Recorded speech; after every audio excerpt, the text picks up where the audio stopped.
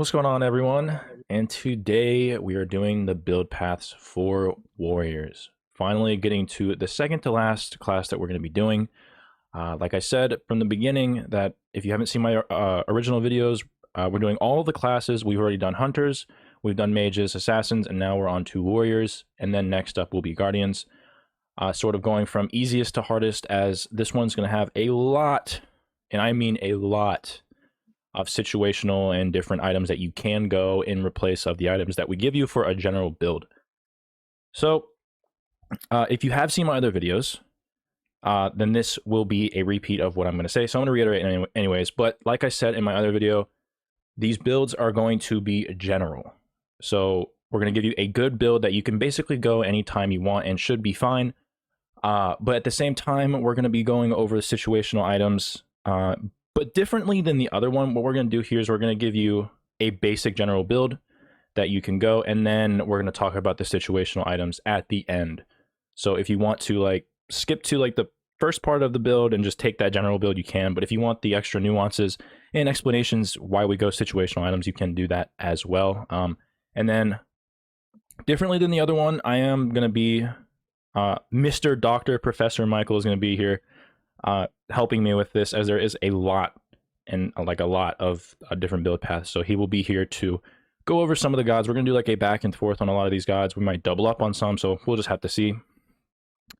But that is that.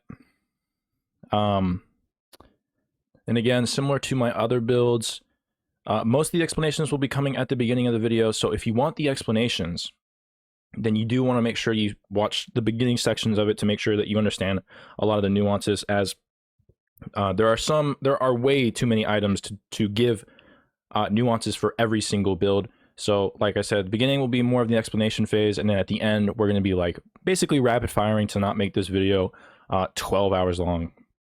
So with all of that, I think I covered everything that I wanted to cover in the intro. Not that I think a lot of people watch the intro.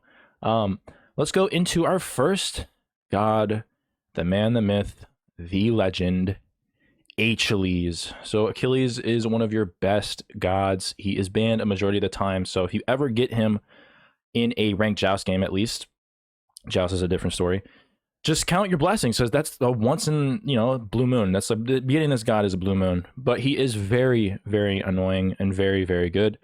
But I do want to preface that with every warrior, one thing that I actually constantly forget about is the passives that are in each individual god class. So with warriors, they do get 10% CDR in their passive. So make sure you always account that any warrior that you go, you will always have 10% CDR. So when you think about trying to min-max your cooldowns, make sure that, or you can keep in mind that if you have 30% cooldown from all of your items, you're still min-maxing it, as every single warrior has 10% cooldown. And then we're going to go into the build, and then from Achilles, I'm going to do a separate build path that goes over every situational item, like your anti-heal, your anti-crit, and even other things that will slow down attack speed. So this will be your one-stop shop for all of your nuances, and then you can take that and implement it in your other builds as the further along we go with every explanation of each warrior that I'm going to go down. We're not going to be adding that. It's just going to be an implied given thing. So keep that in mind. But with Achilles, you have you're basically with warriors, you're basically going warrior's axe most of the time. And with Achilles, you are as well. One other item I want to highlight, and will be in a couple of the warrior build paths that we do go down, is Bluestone. Voice crack. Bluestone. Bluestone is another starter that you can go. Keep in mind, similar to Assassins, your Bluestone, if you do build Bluestone, you need to make sure you build more tanky, as you're going to be a lot squishier, on top of the fact that Bluestone will be sort of your damage item anyways that you're going to go. But generally speaking, Warrior's Axe is your safest bet. And with Achilles, let's just get rid of that. With Achilles, Warrior's Axe is there just for you. Warrior's Axe on most warriors are going to be really good. After that, similar to Guardians and a lot of Assassins I went over, Earrings is probably going to be your go-to every single time, just for your safe build. Like I said, you technically can go into your first item But with Mystical Earrings, this is your safe bet, as it does give you 15 MP5 if you guys don't know. And a lot of warriors and guardians and a lot of assassins do run out of mana fairly quick, as their starter doesn't have all that much MP5, similar to or differently than like mages, for example. From there, we do have enough gold to go into our chalice. So we're going to go into our chalice of healing, and that will be your start. And then, of course, with him, Bountiful Bow is your go-to. Even though they still, even though they did up the other recipes, Bow is still going to be just too good to not get. So we do have Warrior's Axe already, so we're going to go into our first item, Gauntlet of Thebes. Gauntlet of Thebes, similar to what I said in Assassins, is your one-stop shop for health, protections, everything that you need. Does take a little bit to get stacked online, but it is based on assists, so it is very easy to stack. So you're going to go into your Gauntlet of Thebes. After that, we're going to go into a Glad Shield. Glad Shield is very core on him, as this does give you a lot of bloated stats, but on top of that, its passive does scale well with the amount of protections you're going to be. Similarly to Achilles, does have a lot of damage in his one. Basically has 2 in his 2, and then his ult, of course. Glad Shield is going to be your core. On top of that, for your magical defense, we're going to go into an Oni Hunter's Garb. Now, one item that I did preface a lot in for Assassins is Genji's Guard. The difference between Genji's Guard for Assassins and Oni Hunter's Garb for Warriors is Genji's Guard is more of your sort of bruiser hybrid type of item, kind of selfish, although Oni's is sort of selfish too in a way, but Genji's primarily is for that passive, as it does give you cooldown. Its stats are great, but with the difference between Oni's Hunter's Garb for Warriors is the fact that the Oni Hunter's Garb passive is very, very good in Joust. It does give you a maximum of 12% damage mitigation when you are near 3 enemies, and in Joust, you're always near them, so you're always going to have this up, especially if you are Achilles. So being tankier at the same time, giving very similar stats in terms of your base stats, it's basically a better version for tankiness. Now, you can go Genji's Guard for this slot, but Oni's is probably just going to be your cookie cutter item that you do want to go on a lot of your warriors, as you want to be tanky while also doing a lot of damage. After this, we're going to go into a Pridwin. Pridwin is very good on him. Now, you can go different items, which we'll talk about in a second here, but Pridwin does really well with his ult. As you probably know, its passive does do a shield damage on top of giving you, or it gives you a shield and then does damage from that shield. One thing about Achilles that you want to keep in mind, that with his ult, he does take more damage. He takes 5% more damage, which isn't that significant, but I think it does stack based on how many times you get a kill.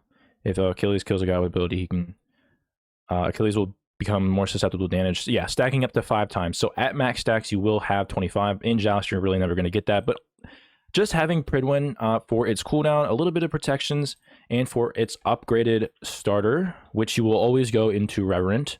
Reverent is just too good right now. We'll make it to where that the damage that you will be getting increased doesn't actually have that much of an effect, seeing as you have a big-ass shield with Reverent Pridwin.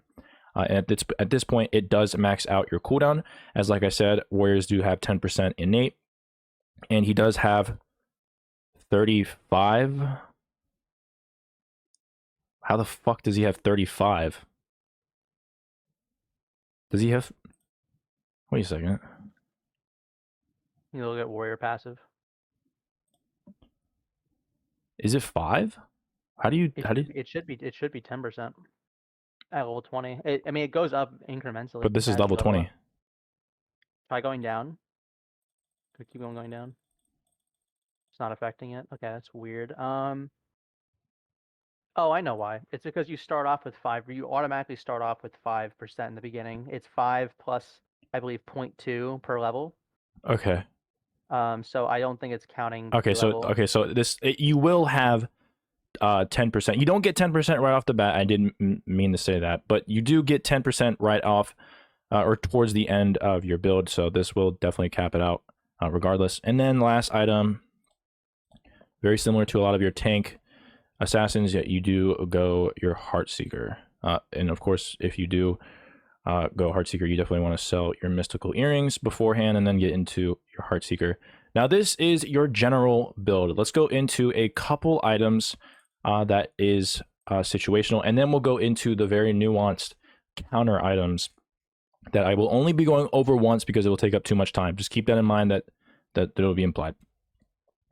But one item that I do like to talk about is Archdruid's Fury. Archdruid's Fury is a very good item on Achilles specifically due to his 3.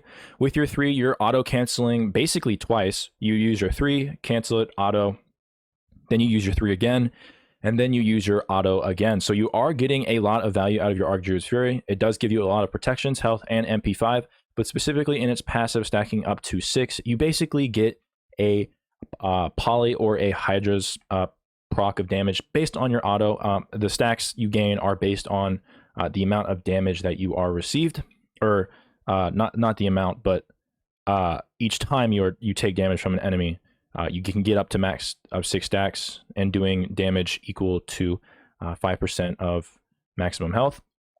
So Archdruid's Fury is very good for him to cancel with his 3. So that is and one item that you can think about going. Another item that is very good, I think, because you're not going prophetic on... Oh, actually, that's a good point. I meant to point out that you can go prophetic. I guess we can put that as another one here. Gauntlet is going to be your safest pick for most of your gods, so you can always go Gauntlet.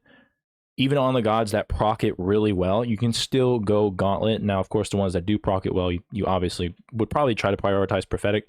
With him, he is very good at stacking prophetic, so you can also just switch this out for prophetic, but like I said, it depends on what you want. So this is a situational item that you can go instead, or vice versa with Gauntlet. The one item that I was talking about was Spirit Robe. Spirit Robe is another just your go-to item when it comes to, if you can't think of an item that you want, but you do want to be tankier while having some utility in its passive and a lot of protections, cooldown, and crowd control reduction, you can always go Spirit Robe, similar to a Glad Shield or Oni's or even a Shogun's, or not Shogun's, Genji's.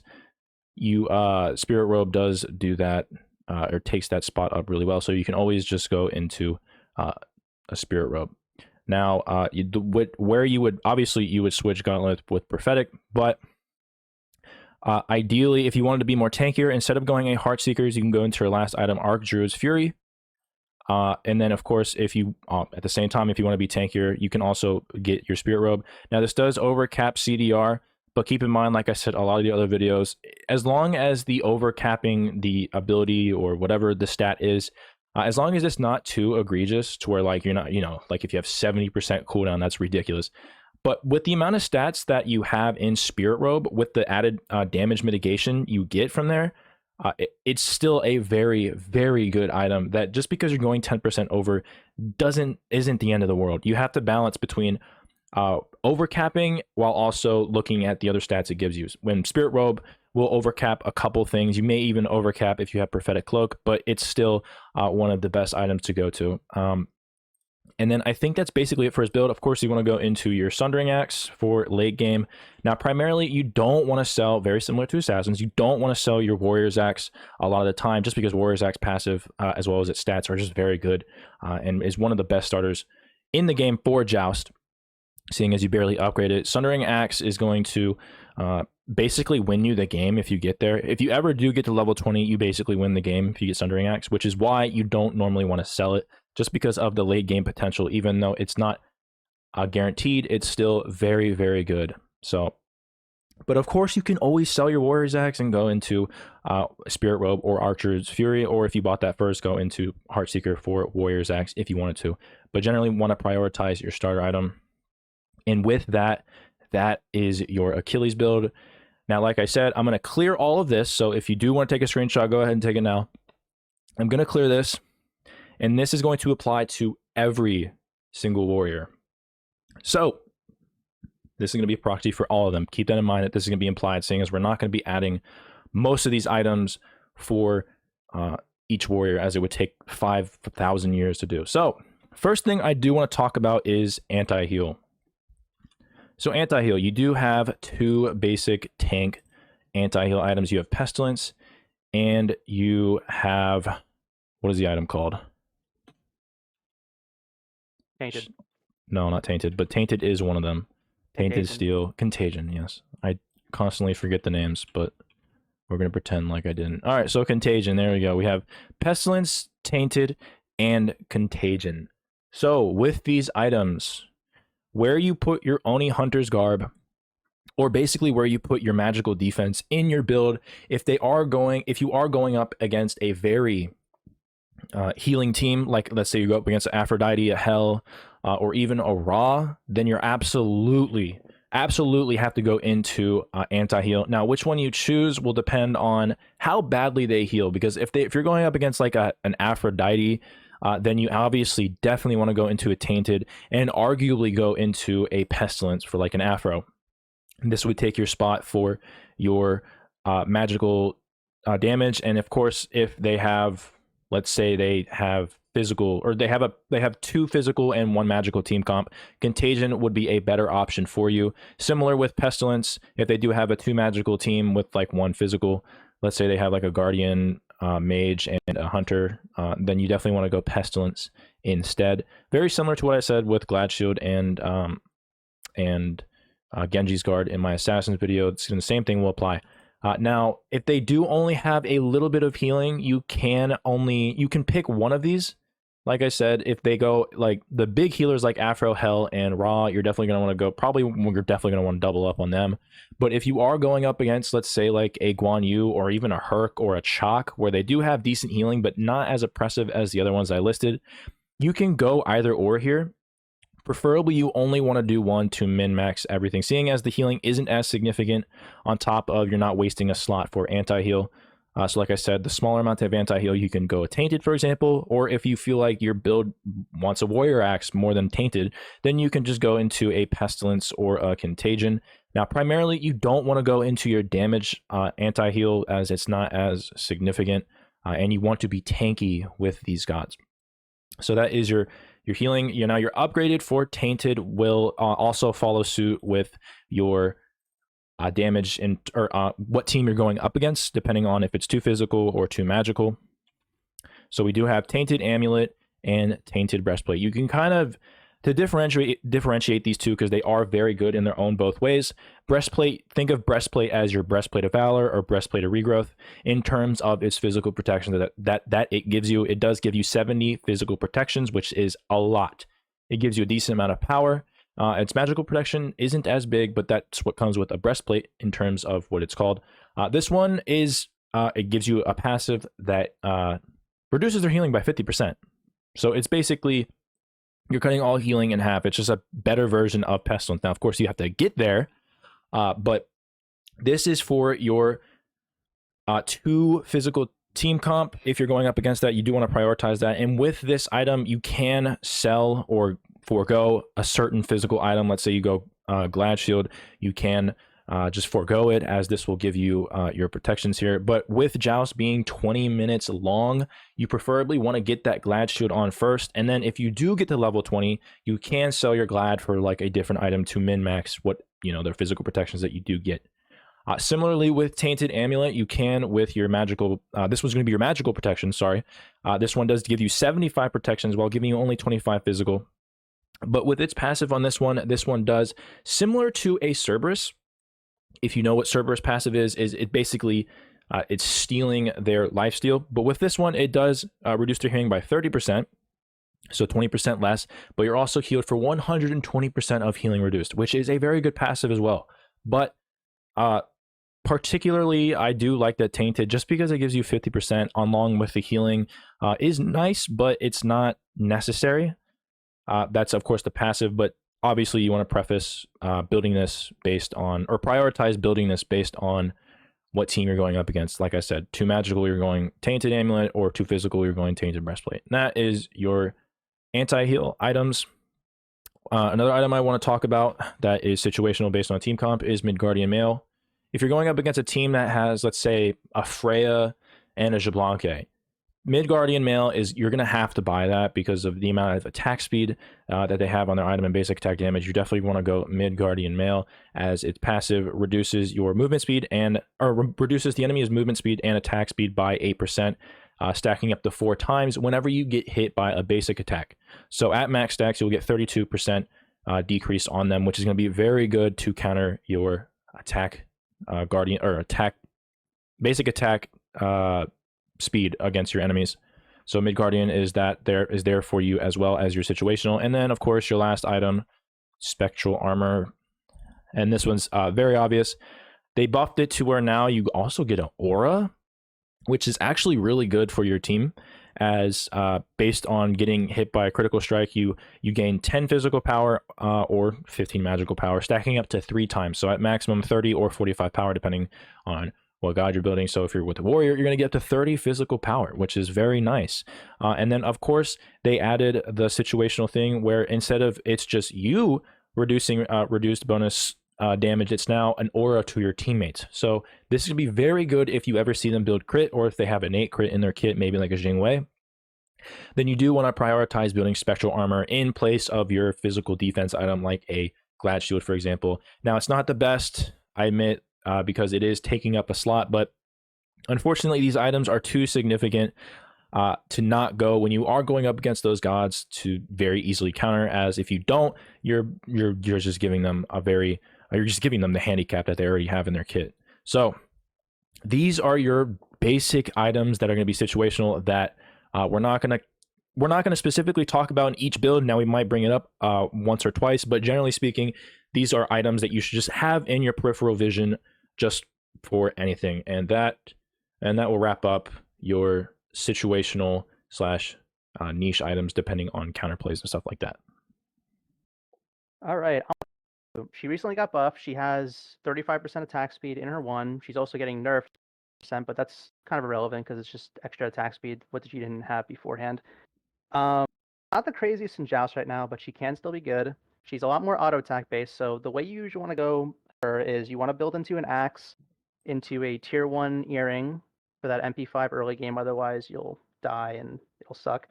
Go into that chalice for healing. And you want to build into a Gauntlet of Thieves first item. She doesn't really proc Prophetic very well, so don't usually go that. You want to go Thieves, it's safer. Next is you want to go into a Vital Amplifier. Vital Amplifier procs with her 1 in her constant healing very, very well. She gets around 60% attack speed from that. No, 30% attack speed from that. Yeah. I'm thinking of Phalanx. So it's a Vital Amplifier, 30% attack speed on that. Very good for her 1. Next, you're going to want to go into a Breastplate of Regrowth. Good for her 1. She's constantly speeding around. She's going to want to go into an Oni Hunter's Garb next for that magical defense, and also because it's so 12% mitigation is very good for Joust. And last item, you're going to go either a kin size, or optionally you can go into a Frostbound Hammer. And then after that, you go into an Axe of Animosity upgrade. You're going to be shredding enemies between the kin's damage and the Axe of Animosity. Or again, optionally, if you're going to sell your starter item, which I don't really advise doing so because you'll get far behind in the late game if you do end up getting late game. Optionally, you can go into an Archdruid's Fury. Lots of good damage. You're going to be tanking a lot of stuff and then dishing it back. And yeah, in terms of your starter recipe, you can go into Golden Gooseberries for the wave clear and for autoing other people. Personally, though, I'd rather go with Bow because Bow is good right now. It's very good to have cooldown on your 1 and your 3, which is what you're usually initiating with in the first place. You're usually popping your 1 and going in before you're attacking for that attack speed and healing. And it's always good to have more healing up, also having your Vital Amplifier up more often, and also being able to dash in and then potentially dash out if need be using Bow. Now, this is the build that I would normally go. In terms of some optional items on the side that you can potentially go, traditionally, you usually see people going Berserker Shield and Shoguns. These are some items that you can also go. You get good mitigations, good consistent attack speed out of it. Currently, though, because of Vital Amplifier being so good on her, and also because of Kins and because of her 1, you already get enough attack speed as is for the most part. You don't need to build her full attack speed. You'll end up getting around 2.1 to 2.2 attack speed with just Vital Amplifier, her 1, and Kins, which is plenty. But if you do want consistent, you can go Berserker Shield. You can go into a Shogun's Kusari. You could also go into a Phalanx as well, because you'll get actually more attack speed than with Berserkers. And you'll get more protection. Personally, I personally would go Berserker. If you're going to choose one or the other, because of the more steady attack speed versus it having to, the caveat being that you need to be auto attacked, plus using your 1 for Vital Amplifier in order to get that attack speed. It can be a little bit wonky. You going up to like 2.3 attack speed and then going right back down to like 1.6. So if you were to build that, then you'd probably want to go Berserkers, but it is an option. And that is your Amaterasu build. All right, now we have Bellona, very similar to Amma. Her abilities are basically similar in terms of she's an auto attack based god mixed with a little bit of abilities, a little bit less than Amma, as she does have more utility. Amma does, at least. But they both basically are similar in terms of their impact on Joust. I do think that Amma is a little bit better with the newest buffs, but beforehand they were sort of hand in hand. But generally speaking, Bellona isn't that great of a god in Joust, so you definitely don't really want to play her that much. But she does have a similar kit to Amma, very similar. We're going to go into our axe, of course, Warrior's Axe. Then we're going to go into our earrings. Then we're going to go into our chalice. Very similar stuff if you've seen my Assassin's video. With her, similar to Amma, she can be good with bountiful bow. Difference is that a lot of her abilities are just auto attack. Every time you use a damaging ability like her 1 and her 3, for example, your idea of Bellona is that you're going to be autoing afterwards. Whereas Amma isn't really like that. She can use her 2. Her 3 does damage. But specifically with Bellona, she has more of an auto attack based priority in her kit. So with that, I do think Gooseberries is fine. Again, Bow is good too, but I do think with the build that we're going to be going, your auto attacks are going to be more prioritized. Very similar to a lot of the assassins, and will be set the pace for a lot of your starters for Bellona. We do have Gauntlet of Thebes as your first. This is your start. Go into Warrior's Axe, Gauntlet of Thebes. From here, I do like to go into a Berserker Shield. Not unsimilar, if that's the word, to Amma. She does have to build attack speed in her items. She doesn't have a stim or anything like that, so she will have to prioritize more of your auto attack items like Berserker Shield instead of like a Vital Amplifier, for example. But so she does not have a lot of auto attack in her kit. So Berserker Shield is going to be really good. It's going to give you nice health, attack speed, HP 5, and a nice passive that gives you even more attack speed and a little bit of damage mitigation. She doesn't stack Gauntlet, or I mean, she doesn't stack Prophetic very easily, so I meant to say that earlier, but that should be pretty intuitive. Going to Berserkers. After this, you have a couple items. With her, Oni's Hunter's Garb is going to be your general go-to build. I think she does do better with Shoguns than Amma does, due to the fact that, like I said earlier, she doesn't have a lot of innate auto attack speed, so Shoguns will definitely help you with its passive. On top of that, it does give you a little bit of cooldown, but if you do want to go with a safe route, you can just go into Oni's Hunter Garb. But like I said, this is better on her, so going Shoguns is very good as well. So we're going to go ahead and go Oni's. From here, I do like going Frostbound. We did talk about this with Amma, but with Amma, you are able to stick a lot easier, seeing as you do have your dash and you do have a lot of movement speed in that item, or in that build that we just talked about.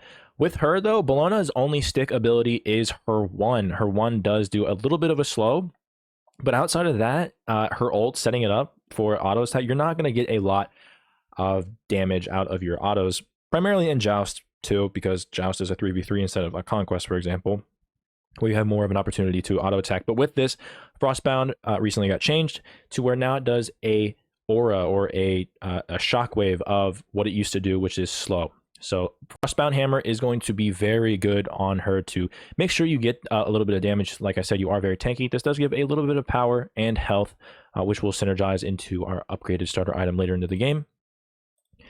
From here, you do have a couple of options. You do like, she is very good with Kins here. Actually, I think this is very similar to what we did with Amma, but I think instead of Frostbound, we can go into either that or a Arc Druids. So you can go into an Arc Druids after this. With this build, you are very tanky, as well as you do have a lot of, or a little bit of damage from your Frostbound, and then you do have your passive with Arc Druids that will also give you additional damage on top of the fact that Berserkers does give you a little bit more attack speed. So you are doing a bit of damage with this. Now, similarly to Ama, you don't really want to sell your Warrior's Axe, as the upgraded starter item, which we will be going into, is Axe of Animosity, of course, as you basically have 3.5 thousand health. And if you don't know, obviously it stacks off of the amount of health you do in his passive. So this works really well. But if you do want to sell it, for example, like you are getting bombarded or whatnot, and you want to sell your item for an extra power spike, you can just go into a Kins. And this will be your full build here. Now, of course, depending on how well you're doing into the game, let me reset this, of course. Let's see. Reset. We're going to go into, obviously, our Warrior's Axe, Gauntlet, Berserkers, Onis, or Shoguns. Frostbound, and depending on how much damage you are taking, you can go last item Kins, and that will give you even more damage. But to be safe, to have more of those protections with Arc Druid, as it does give you 60 overall, 30 of each, you do this to be a little bit more tankier, as a majority of the time, you're not there to do huge amounts of damage, as you are supposed to be the tank. But if you want to be tankier, you can go Arc Druids. If you want more damage, then you go Kins. And then, of course, you sell your item for one of the items you didn't go from here, or you upgrade your Axe of Animosity. And with that, that is your Bellona build. All right, so next up is Chaac. Chaac, similar as before, you're going to go Axe, as with most warriors, if not all of them, unless there's going to be anti-heal, then you will go Tainted. But for this, you're going to go Axe. You're going to go Tier 1 Earring for the MP5, and you're also going to go Chalice, so you can get your Chalice online for your healing.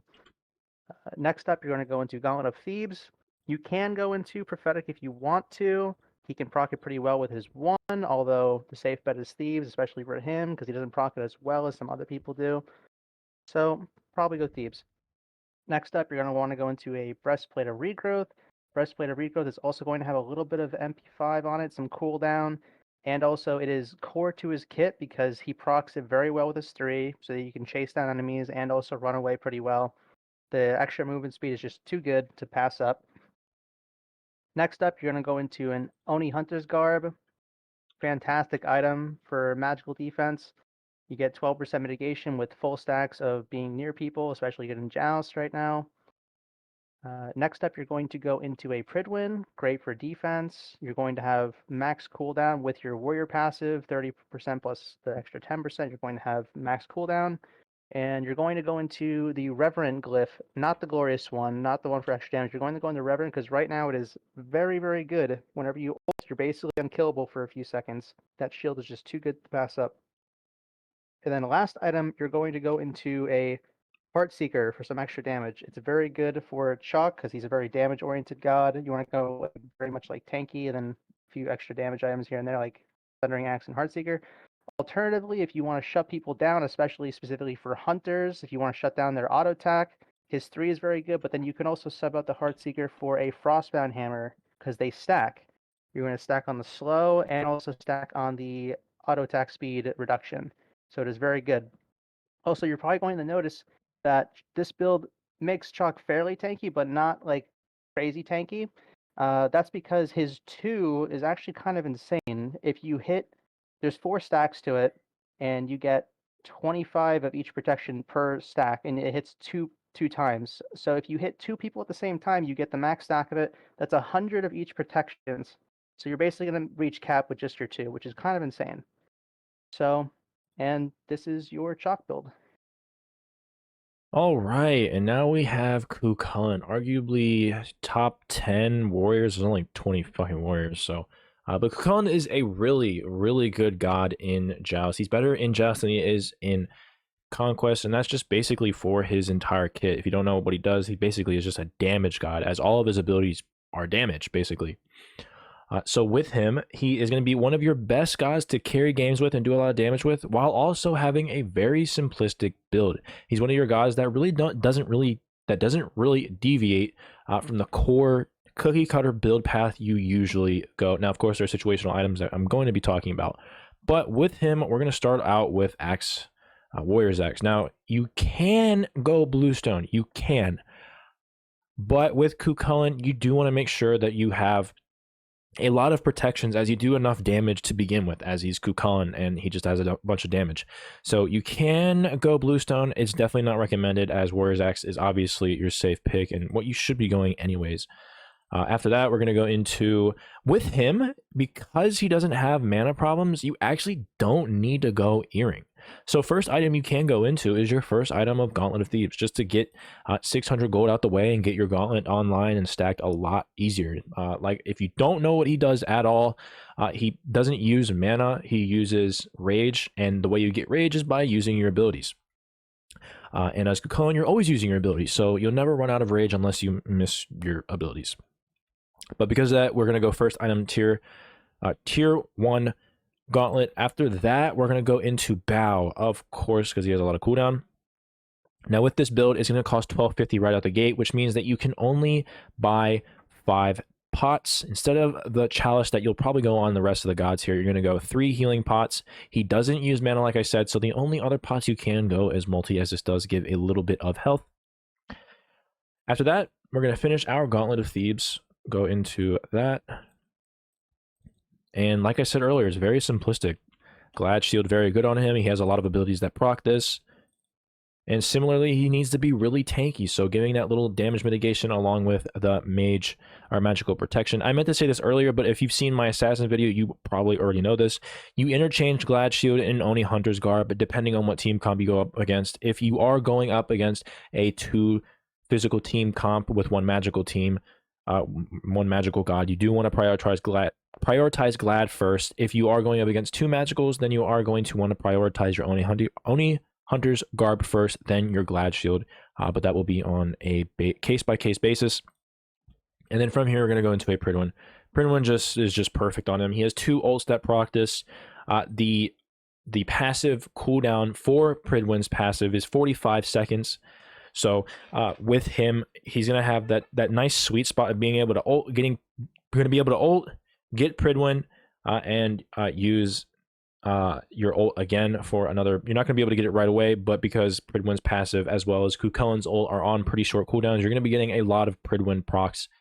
And similar to last, or a lot of the upgraded Pridwens, we're going to go into Reverend, as you're going to be even more tanky with the shield, while also just destroying them.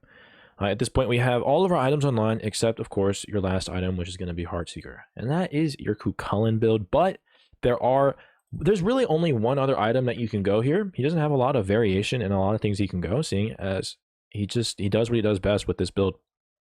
But you can go Stone of Binding if you want to be a little bit more tankier and you don't feel like you need Heartseeker, as he does proc Stone of Binding really well with his 1, his 3, his 1 and his 3 in his big boy form, and he actually procs in his ult, as it does do a little bit of a tremor, or something very similar to Kabrakan's 3, and then similar with Cuchulainn's original ult in his human form, it does proc Stone of Binding. So you can go Stone of Binding as well. This is a very good item too. But generally speaking, Heartseeker is what you're probably going to go into most of the time. After you get to level 20, if you do get to level 20, you're going to go into a Sundering Axe. Similar to a lot of the other warriors, Sundering Axe is what you're going to, or keeping Warrior's Axe is what you're going to want to do, because upgrading into Sundering Axe late game, the potential is insane, like I already said with all the other warriors. So you do want to make sure you try to hold on to Warrior's Axe. If not, you sell Warrior's Axe per Stone of Binding, and that would be your other build path if you wanted that as well. But with that, that is your Cuchulainn build. All right, we have the worst god in the game. We have Erlang Shen. That is not sarcasm. If you don't know anything about Erlang and you're watching this video because you want to see an Erlang build, I would highly recommend you not play this god until they do something with it. He is literally, quite literally, no sarcasm, the worst god in the game. Now, that doesn't mean that he can't work, but generally speaking, if you build this god, you're basically giving your team a handicap. But with that, we are going to build with him, unfortunately. But with Erlang, he is an auto attack based god. He does have some damage and some good setup with his abilities. But ever since they neutered him with his 3, not being able to have a knockup, a lot of things just didn't work well for him. But with that, we're going to go straight into a warrior's axe. Don't really want to go bluestone. The only other one that you can possibly think about, because of how his passive works with his dog, he does a little bit of extra damage. You can go mannequins, as this does do a little bit more damage stacking with your autos. It does give you a little bit of basic attack damage as well as physical protection, but generally speaking, you don't want to do that. You just want to go into your warrior's axe, like I said earlier. With him, he does use a lot of mana, so we're going to go into our mystical earring, and then of course we're going to go into our chalice because we do have enough gold. With him, it's sort of like Amma. You do have the ability to go golden gooseberries as well as go bow.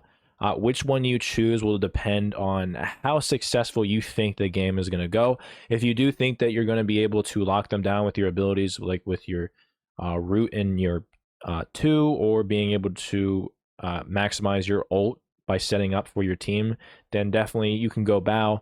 But generally, if you just don't know what to go, just go gooseberries, as he does do a lot of auto attack damage, and his ability, or his items that we're going to be building here, synergize around that. So gooseberries is just, if you don't feel like thinking about it, just go gooseberries. But of course, bow can work as well. From there, we're going to go straight into our Gauntlet of Thebes. He does sort of stack prophetic a little bit better. It does synergize pretty decently with his kit, as he does get a little bit of damage. Well, he gets 35% damage mitigation in his ult, I believe he does, but very for a limited amount of time. But generally speaking, you're not going to get prophetic stacked easily, so definitely want to go into your Gauntlet of Thebes. Like I said earlier, because we are going to go a little bit of attack speed hybrid with him, we do want to go into our berserkers. Now, with him, there are a lot of situational items you can go instead of this.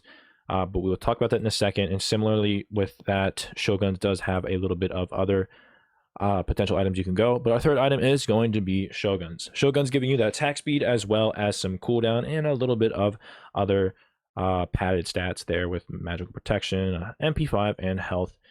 Berserker's Shield giving you padded stats as well as a little bit of damage mitigation, which will stack with his ult.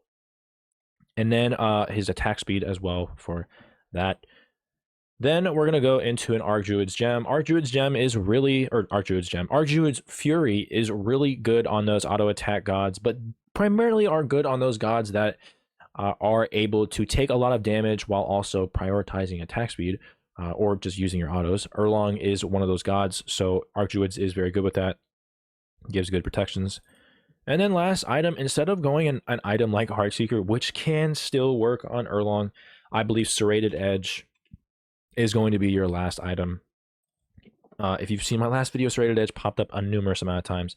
Similarly, Erlang can go that assassin route after they neutered him. He doesn't really, but Serrated Edge is good on him, as if you don't know, it does give you 46 power once you use all of your abilities. And with this build, you only have 10% cooldown with Shoguns, but remember, he does get 10% in his base kit because he is a warrior. So you are going to have a little bit of cooldowns on him. So Serrated Edge will definitely give you its passive really nicely. It does give you movement speed, a lot of physical penetration, as well as it does give lifesteal, which, if you do not know, in his 1 gives him a little bit of lifesteal as well, which synergizes really well, which is like why I like to go Serrated Edge for his last item. Now, with all that being said, let me just throw this one out here. We're going to go into an Axe of Animosity for your upgraded starter. Again, you don't really want to sell this, but if you have to, then you can go into these other situational items that you can also switch out for the regular build. So just going to lay out a lot of them because there are a lot. So you do have Phalanx for your Berserkers potentially, as it does give you attack speed and protections for both. You do get physical and magical in its passive, along with the 50 physical that it gives you. Another item that we do want to go potentially is in Oni Hunter's Garb. Oni Hunter's Garb is another, it does stack mitigations as well, so you can go that instead of Shoguns. Now, primarily, you don't really want to do that just because Shoguns does have what you really want, which is your attack speed, but that is an option there. We can also go into a Frostbound. Frostbound, similar to an Amma or similar to a Bellona, is going to help you slow down not the enemies only for you, but also for your teammates. So Frostbound is very good here as well. Additionally, the last item that I want to talk about is Stone of Binding. Stone of Binding is a sleeper pick on him, I do believe. You go Stone of Binding on Surtr like almost every single build in terms of like a hybrid god, as it does stack her 2 really well with her 2 and her ult. Now, the reason why I'm saying that is because with Erlang, he does use Stone of Binding really well and has very similar ability sets to Surtr, as Erlang does stack or does proc Stone of Binding with his 2 and also procs with his ult. Now, it would have stacked with this 3 or procced with this 3, but that's not a thing anymore. But Stone of Binding is very good as well. So if you ever do want to sell your Warrior's Axe, I don't recommend it. You can go into either your Stone of Binding or Frostbound, and as your Phalanx and Oni Hunter's Garb items, you would substitute Phalanx for Berserkers or Oni's Hunter Garb for Shoguns, and you can mix and match between these 4 items. Like I said, there's no technically wrong build path you'd like to go, but preferably this is the build path that I like to go. Your Warrior's Axe, Gauntlet, Berserkers, Shoguns, Archdruid, Serrated, and then eventually Interacts of Animosity. That is my preferred. But if you do sell it, you can go into Stone of Binding, or you can go into Frostbound, whatever you prefer when you sell it. But that is essentially your Erlang Shen build. All right, guys, so next up is Gilgamesh. Gilgamesh is a very fun god. He's very much kind of a hybrid. You can kind of go into an ability-focused build, which is what I'm going to be showing you guys right here. I'm actually going to show you guys 2 different builds, one that's ability-based and also one that's more auto-attack focused, since he can kind of go one or the other, and he kind of slaps around with both of them. Gilgamesh is actually a bit undervalued right now in Joust. He's actually pretty decent. He used to be banned a lot. He used to be like OP in Joust back when he had all of his buffs and stuff before he was getting all of his before he was getting nerfed a lot. So for this ability base, you're going to go into tier 1 of Axe, then tier 1 of Earrings, so you get the MP5 early game, into a Chalice. And now for your recipe, you're going to go into Bow. Bow is just really good overall, great for cooldowns, especially when this is an ability based. Next, you're going to go into a Gauntlet of Thieves. Gauntlet of Thieves over Prophetic, simply because Gilgamesh is going to be up in people's grills all the time. It's a bit harder for you to stack Prophetic over Thieves, puts you in a bit more of a dangerous spot if you're trying to get those stacks off. So Thieves is just going to be a little bit better for this. Next up, you're going to go into a Glad Shield for some extra damage and cooldown, which is a very good item for him. And then after that, you're going to go into an Oni Hunter's Garb. Oni Hunter's Garb and Glad Shield, depending if they have double magical or double physical, and or if you want more MP5, you can switch those around in that order. You're going to build both, but you're either going to go Glad into Onis or Onis into Glad. It doesn't really matter, whichever you prefer. Next up, you're going to go into a Pridwin to round off your cooldown with your Warrior passive, and it's going to be 30% from Glad Shield and Pridwin. You're going to have max cooldown. And you're also going to upgrade the Pridwin into the Reverend Pridwin, so that you can have be super tanky in your ult. Once you cast it, you're going to be sticking with people using your autos and your 2 and your 1 to keep people in your ult. And if they're trying to fry you, then your shield's going to make you tanky enough to survive it. And also, if you're trying to use it to peel for people or for yourself, you can also use it for that shield proc. It's very good.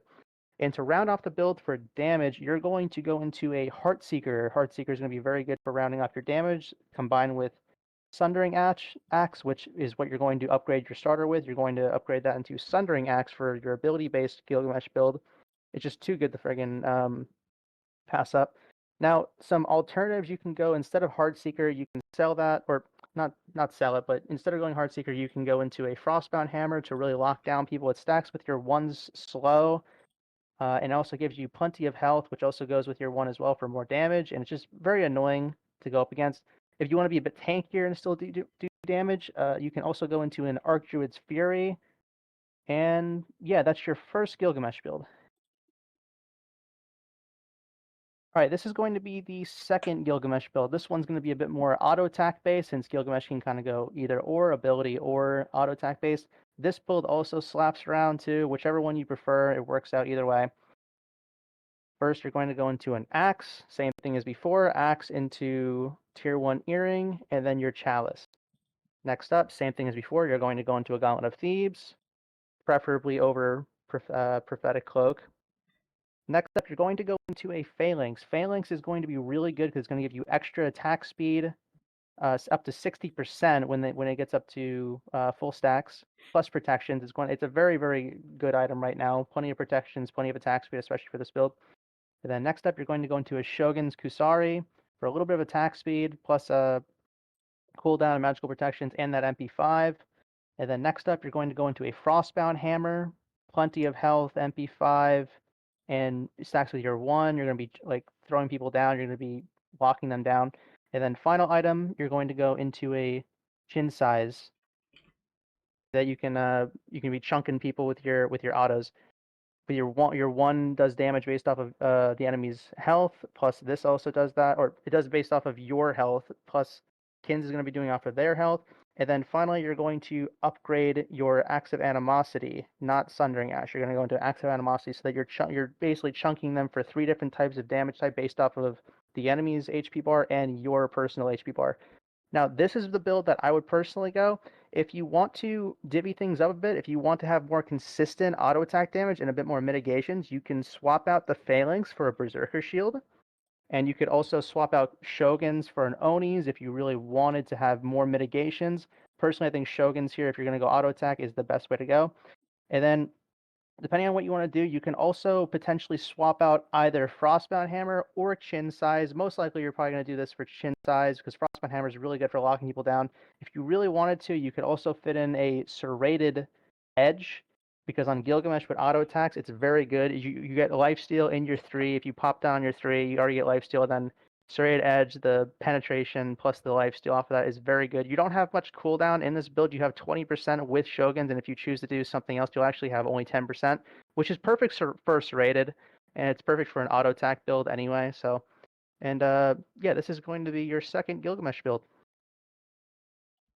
All right, next up is a build for Guan Yu. Guan Yu is very, very, very good in Joust. He's oftentimes a ban. He's probably an A tier, I'd say, right around now. Does plenty of damage, lots of protections. He heals his whole team, lots of cooldowns coming down. He's able to chase down with his ult and his 2. Very good right now. So similar start as before. You're going to go into tier 1 axe, into tier 1 earring, so that you can have some MP5 early game, and a chalice, so you can have healing in early game as well and throughout the rest of the game.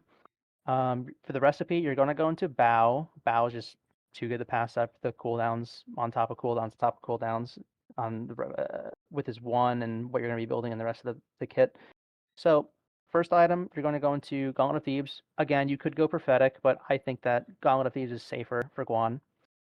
Second item you're going to go is a Breastplate of Regrowth. Breastplate of Regrowth, 10% cooldown, MP5, good physical protections. It's pretty much a core item on Guan because of his 1. He's able to zoom around. You're going to see oftentimes if a warrior has a healing ability, apart from, say, maybe Mulan, you're pretty much going to have Breastplate of Regrowth as a core item in the build. So you can zoom around a bit, be able to chase down, being able to run away. That's really good. Next up, as said before, Oni Hunter's Garb is going to be staple in this as well. He's a 12% mitigation stacks, very, very good on Guan. And then after this is going to be a Pridwin, again, going Reverent Pridwin, so you can go in and get your shields when you're initiating with your ult. And finally, you're going to go into a Heartseeker, so you could round up the build with a bit of damage. And that is the first Guan build that you can potentially go. Oh, and by the way, you're going to upgrade your starter into a Sundering Axe so that you can get healing back and you can chunk the enemy. The next build that you can go into is similar, but it's a little bit different because it utilizes a bit more of his cooldown. So same thing, you're going to go tier 1 axe, tier 1 earring, in chalice. It's going to be similar. You're going to go into a Gauntlet of Thebes. After the Gauntlet of Thebes, though, we're going to go into a Sekhmet's Scepter. This item is very, very good. It's going to give you MP5, some cooldown, and it's going to... they just recently buffed it, too, to where instead of half a second increase cooldowns or decrease cooldowns, it's going to be a second when you heal yourself or a teammate with your 1, which it synergizes really, really well with your 1. You can essentially get like cooldowns on top of cooldowns. Also, by the way, I didn't mention before, but same thing. You're going to be going bow as well. You're going to be going bow on most of these characters, but especially on Guan. After that, Sekhmet's Scepter, you're going to go into a Breastplate of Regrowth. Like I said before, it is core on him. After that, same thing. You're going to go into an Oni Hunter's Garb for the magical round off on magical defense and plenty of mitigations. And then your final item to round off having a bunch of mitigations, you can go into a Spirit Robe. That'll give you max cooldowns with your warrior passive. It rounds up from 30%, it goes up to 40%. You'll be very, very tanky. You'll have plenty of spam. You can spam your abilities constantly with Sekhmet Scepter, your cooldown plus your 1 procs. Alternatively, if you want to do more damage, you can get rid of Spirit Robe and you can do a Heartseeker. And then obviously you're going to upgrade your axe at the end. And that is your second Guan Yu build. All right, we have one of the cringiest warriors in the game. We do have Hercules. I don't know if I should even need to really talk much about him. If you don't know what he does, you're gonna find out soon. But really, his abilities has so much CC, has so much setup, has so much damage because of his passive, and not only that, he gets a heal in his 3, and if damaged during using his 3, he does get a certain amount of it back. So he's literally a god that has everything. He has the damage, he has the setup, he has the sustain, and he has the fucking power. So Hercules, if you don't know, you should play him a lot. He's not hard to play at all. His setup is very easy. Mechanically might be a little bit harder than you might think, but other than that, he's probably one of your best, if not the best warrior in Joust right now. I do ban him frequently, not as much recently because there are a lot of gods that you do want to ban currently, but Hercules is always a good ban in my book. But with that, because he's an ability-based god that does have a lot of CC and setup and damage, we're going to go into a Warrior's Axe. Now, you can go Bluestone, like I said, with another build, but generally speaking, Warrior's Axe is just your go-to. So we're going to go into Warrior's Axe. We're going to go into our Earring for sustain, for mana.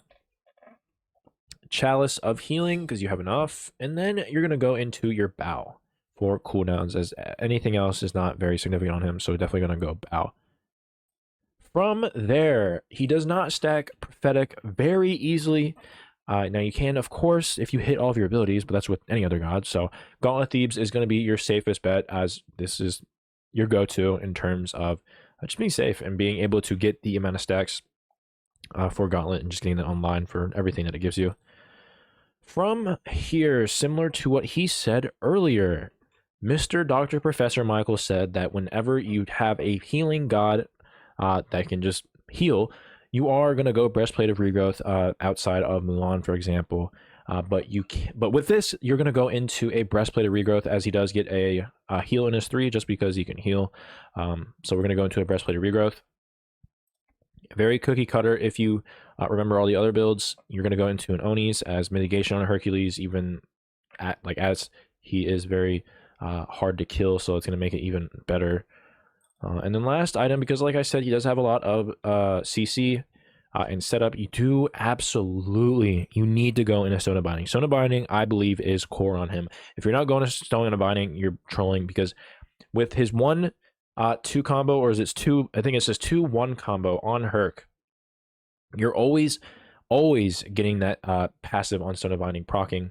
On top of the already tremendous amount of damage you do, he does have great setup with this too. So you're going to make your backline do even more damage on with your Stone of Binding passive. It does basically just give you flat pen. I don't think we ever talked about that, but basically its passive just gives you physical and magical protection shred.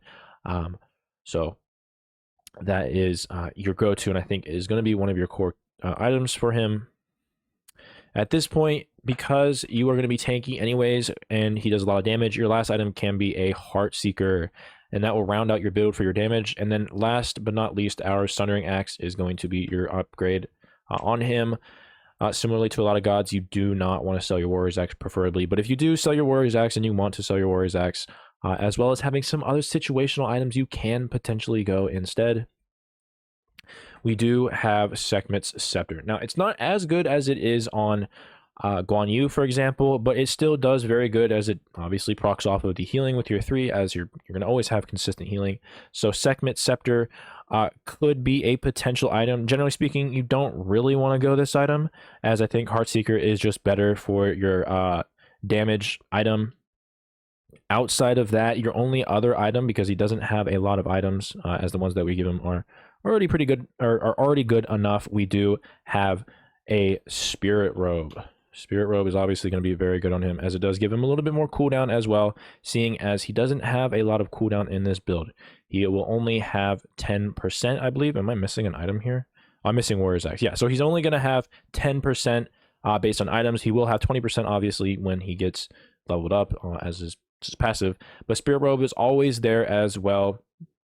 And frankly speaking, you can honestly, if you want to be more tanky, you just want to go pure tank. You're doing enough damage already with Hercules, with your Stone of Binding and your Breastplate of Regrowth passive proccing with a little bit of Warrior's Axe damage. You can honestly just forego Heartseeker and go into a Spirit Robe, for example, as I think this is very good. Maxes out your, or it gives you 30% cooldown now. On top of that, it does give you mitigations. So you are, because you're not going prophetic, you are basically capping out on your mitigations once your Spirit Robe is, or once your Spirit Robe procs. So Spirit Robe is a very good item here. Otherwise, that will be upgraded into a Sundering. But with that, that is your general Hercules build. Okay, next up is Horus. Horus is very, very good in Joust. Extremely good. He his 2-1 combo, or even just 1 into 2, is extremely good at locking people down, good for initiating fights. You also have a really good ult for teleporting around the map and trying to initiate fights, or even trying to steal objectives, or even trying to backdoor. Just making some really high level plays. It's a really, really good god. Very safe too with your 3. You can run away, you can heal your team, have protections out of your 3/2. It's very, very good. So you are going to, in an ideal world, build tier 1 of Axe into a tier 1 of Earring, into a Chalice, and then also your recipe, you can go Bow. Bow is very good. It's probably the optimal recipe to go to, because you get increased cooldowns off of whatever ability you're using. Preferably go that. There is a case to be made, though, that you could go Gooseberries as well if you really wanted to, because you'd be surprised at how hard it is for Horus to try to clear minions on his own if it really comes down to that. If you play Horus in Conquest, usually go Golden Blade on him so you can actually clear the wave and actually do some damage and have some movement speed. I'm going to cover that in a little bit later down in the build. But that is a choice for you if you really want to do that, be able to do some extra damage to the enemy and also be able to clear some waves. But most of the time you're going to go Bow. You're going to want to go Bow. Now, next up, okay, so you're going to go into a Gauntlet of Thebes. Again, could go Prophetic if you really want to, but I think that the safer option is Gauntlet of Thebes. You're going to be able to stack it up. Next up after that, you are going to want to upgrade your earrings into a Manticore Spikes. Manticore Spikes is a core item on Horus. You absolutely, absolutely want to get Manticore Spikes on Horus. He's one of, if not the best procer and user of Manticore Spikes, because if you don't know, he's one of the few, apart from Nike and Ganesh, who can use an ability and essentially get the instead of just using an ability, CCing them, and then picking it up afterwards, you can actually proc the Manticore Spike damage while you are creating it off of the same ability. What I mean by that is, if you use your 2 on somebody, a Manticore Spike will proc before you get the second slashing damage off, and if you move your character around in a certain motion, you can pick up the spike before you land the second strike, and then you can hit the Manticore Spike on that second strike, and you can actually hit it. So, say if you used your 1 and picked up a Manticore Spike, you can actually hit 2 Manticore Spikes when you use your 2 on the initial hit, and then when you pick up the second spike before you hit the cleave damage. It is very, very good. You'd be surprised at how people go from 100 to around 20% HP with just a single 2-1 combo. You already do that on your own without Manticore Spikes, and then with that combo, if you land both spikes or just even the single one, people are going to be freaking out as to how Horus is like basically being an assassin to them right now. So definitely go Manticore Spikes. After that, you're going to go into a Caduceus club or a CAD club. This is going to give you some more MP5. That combined with Manticore Spikes is going to be plenty. It's going to give you some power. It's going to give you health. And it's going to help out your team quite a bit. It's going to give your team 10% cooldown. It's going to help out your healing for them. It's going to make you tankier, make the whole team healthier. This helps out a lot in team fights. You can heal up your team very well. In this spot, I used to go Golden Blade. That's an option you could go, but I think that this is the superior version. Golden Blade is just very good because you could It gives you damage, it gives you movement speed, which movement speed on Horus is extremely good because you can initiate with your 2 better. However, CAD Club is just a superior version overall. It helps out your team more, it helps you out more in terms of tankiness. It does slightly less damage and you have slightly less movement speed, but it's still there. It's sort of like it's kind of like I think it's a superior version of Golden Blade, which Horus works very well with. Specifically for Joust, I think it's superior on him. And then next you're going to go into a Genji's Guard because you only have 10% cooldown in this build. Now I have built Horus before when he has barely any cooldown, if any at all, and I could play around that. But if you want to have his cooldowns down much more, which he's very good with, then you definitely want to have a bit more cooldown. So at least 20 to 30%, or probably around 30%. That's why you're going to go into a Genji's Guard with his Warrior passive. You'll have 30% with this build. And then last item, you are going to go into a Stone of Binding. Stone of Binding is extremely good on Horus, almost core. I would say build this 90% of the time. Stone of Binding is very good because it procs on your 2 and 1, and your 2 already reduces the enemy's protections, and then this is going to do it even more. So they're basically going to have no protection. You're going to be shredding them. It's just going to be disgusting. Now, an alternative build for if they have any anti-heal on their team, so an Afro, etc., this build stays exactly the same as it is right now. The only change is you change the Sundering Axe to a Tainted Breastplate. You're padding your stats, you get 30% cooldown still, you get the benefits of everything I just explained before. The only difference is you are going to have more protections in your physical, and you're going to have anti-heal. And then if we go back to the Sundering Axe build, which by the way, you're going to upgrade that into a Sundering Axe if I didn't mention it already before. Some alternative things you can go opposed from this build. You can go a Stone of Binding instead of, or you can go a Spirit Robe as opposed to a Stone of Binding if you really want to. You could go a Glad Shield as opposed to a Genji's Guard in this build, depending if it's double physical or double magical. I have the Genji's Guard in there, but you already get plenty of MP5 from CAD Club and Manticore Spike. So if you wanted to have more damage from, if you want to do more damage and be tankier to physicals, you can go into a Glad Shield instead of that Genji's Guard slot. Also, if you wanted to be more mobile, you could go into a Regrowth in that spot as well, Breastplate of Regrowth. Although I don't feel like he gets as much value. I think the Glad Shield is a bit better on Horus than Regrowth, especially since you're usually using your 3 to run away. And then on top of that, I've seen people do this before, and it does work well because he can weave his autos in with his 2-1 combo. You can switch up the CAD Club slot for a Hydra's Lament. I don't usually go this, but I would not be mad if I saw someone on Horus doing this because I do understand that you do get a bit of benefit out of that. It has plenty of good stats for Horus, especially when it works with his 1-2 well. But generally, CAD Club is kind of the go-to. Gives you movement speed, the cooldown, makes you tankier, helps out your team. It's overall probably the best damage item you're going to go on Horus. Some honorable mentions too. You could go into a Sekhmet Scepter in this spot. That also works well, although it doesn't proc well. The same reason for Regrowth, because you're kind of using the movement speed or you're using the cooldowns once you're getting out of the fight. Granted, you could also use it to initiate. If you see people pushed up and you're getting into the fight, you're kind of like baiting with your teammates getting attacked, and then you come in.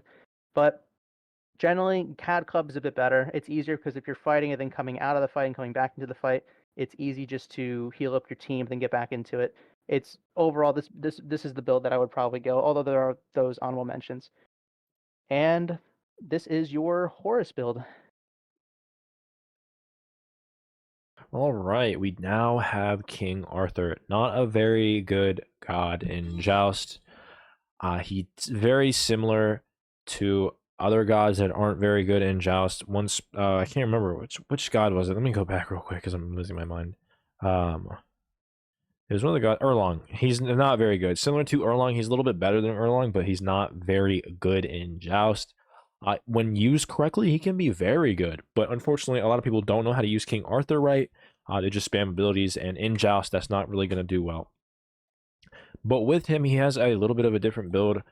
First item we want to go into is Bluestone. Bluestone is going to be core on him. If you know anything about King Arthur, he has a lot of abilities. He has 8 abilities, basically, and all of them do damage. So Bluestone on all those abilities are going to be really, really good, and with that, that's really going to be your main damage item.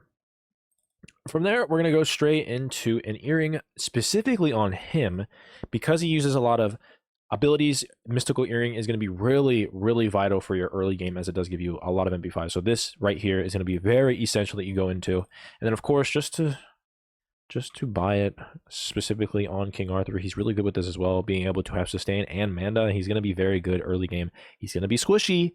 So do keep in mind that once you get your build a couple items online or your first item stacked, that's when you're going to start doing it. So when you play King Arthur, make sure that you are being careful. Of course, we're going to go into Bow. He's all about the cooldowns. After this, instead of going into a gauntlet, even though you technically can and it's still good, we do want to make sure we go into a prophetic cloak, if I can spell it right. Prophetic Cloak is very easy for him to stack, seeing as he has a lot of abilities. A lot of them are ranged, and a lot of them do have a lot of mobility, so you are able to stack Prophetic Cloak, and actually arguably one of the best warriors to stack Prophetic Cloak, and it's going to be very good for him to get online. So you want to make sure you do stack this, and make sure that you count your stacks so you can get this stacked up online, because it is a very, very good item once stacked, better than Gauntlet. From here, we're going to go into a Glad Shield. Glad Shield, very obvious. Glad Shield, ever since King Arthur's inception, has always been an item on him. A lot of abilities. His passive, or the Glad's passive, synergizes off that. So Glad Shield is going to be very good for you. Tanky as well. And as you can see, a lot of the build path that we're going here with Oni Hunter's Garb is similar to a lot of others. The only thing that really changes is Bluestone and Prophetic Cloak priority. But with Oni Hunter's Garb stacking with your Prophetic Cloak, you should be able to get max stacks with this in terms of mitigation. As mitigation cap is 25, this gives you 12. This does give you 7.5, but can stack up to 15, I believe. If you are past, I can't remember what it was. It used to be 600, but I think it's like 540 or 5 something. Is when you get max stacks. But either way, you are going to get close to max stacks with mitigation, as Oni Hunter's Garb is always going to give you 12% for the most part, seeing as you're King Arthur and you're in their shit the most of the time, and you're playing Joust. So that is your core 3 items you definitely want to go into, 4 if you're counting Bluestone.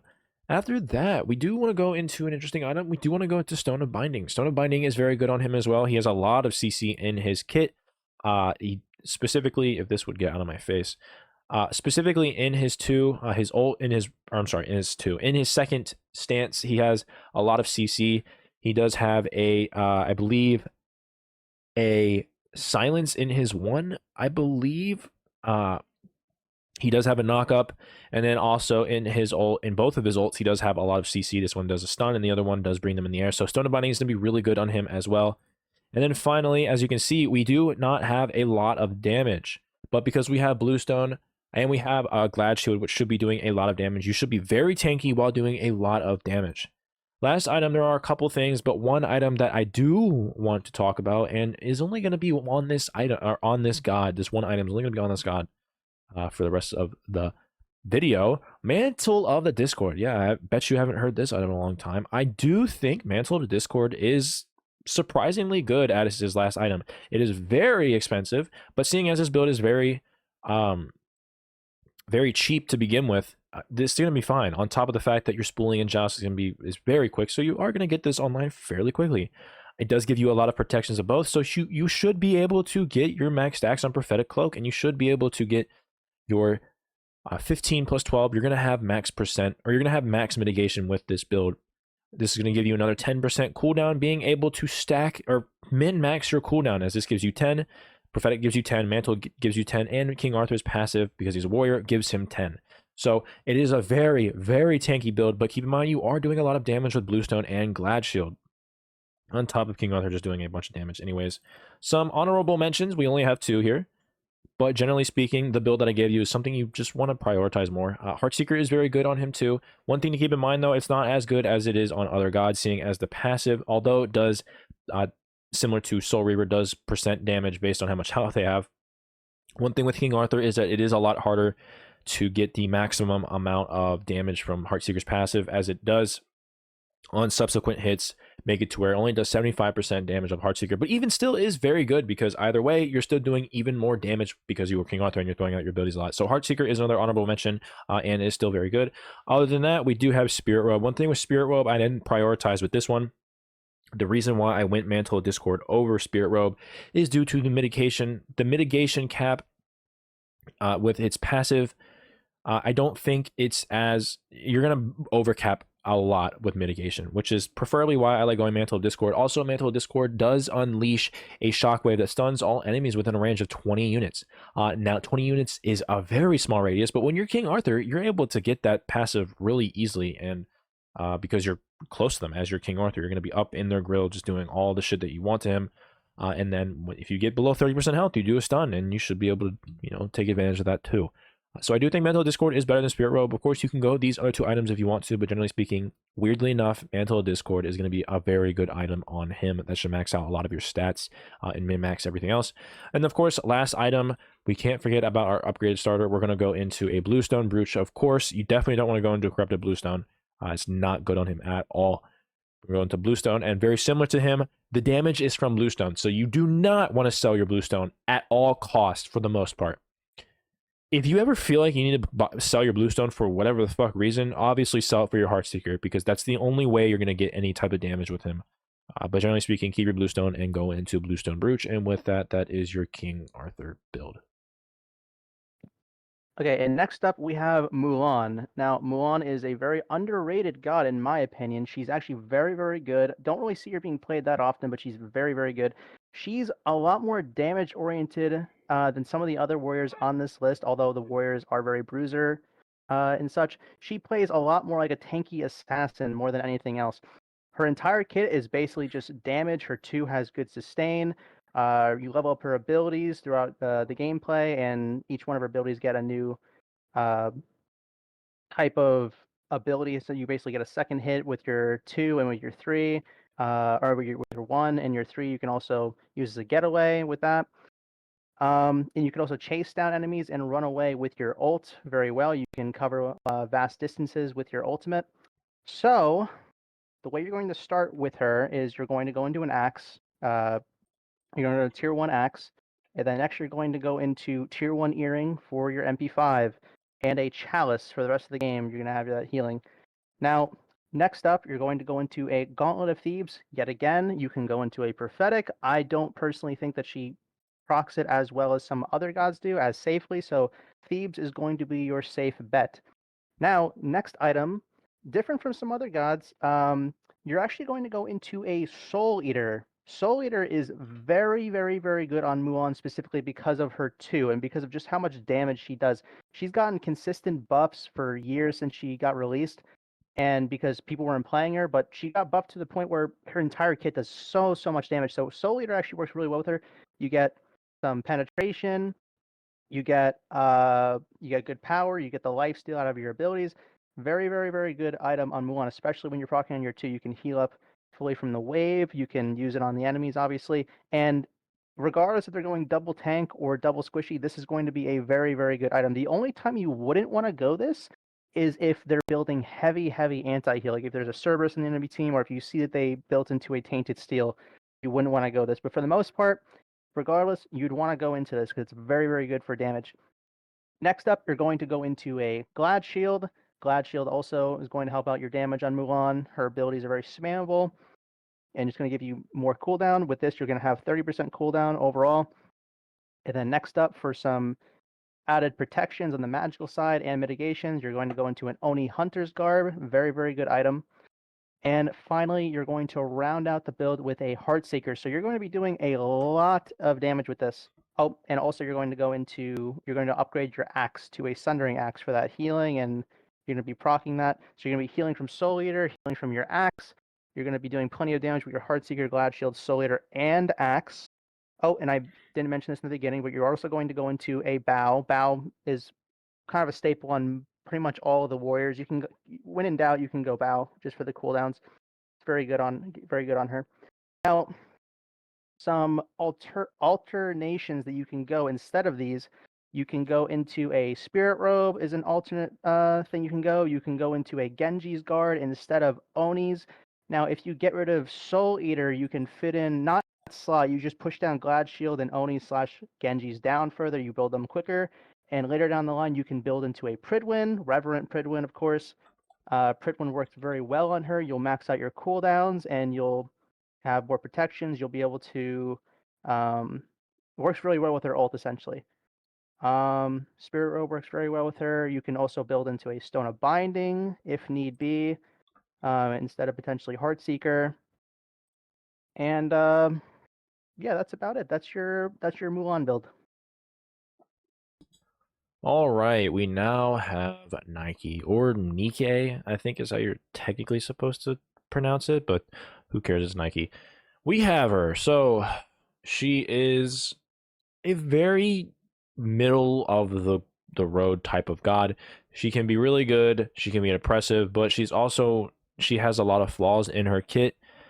So generally speaking, she's just a middle of the road type of god. She's probably around your A tier, not A plus, but right around your A tier god that you can kind of go in any game mode and should be fine. Not going to be too much, but you get the point with her. She does have a lot of CC in her kit, in her 1, her 2, 3, and 4. She does have a lot. She's one of the safest gods in the game with her ult. You just throw her ult, and you just have another or health shield, or you have a health shield, but you basically have another health bar because of how much shields you're getting.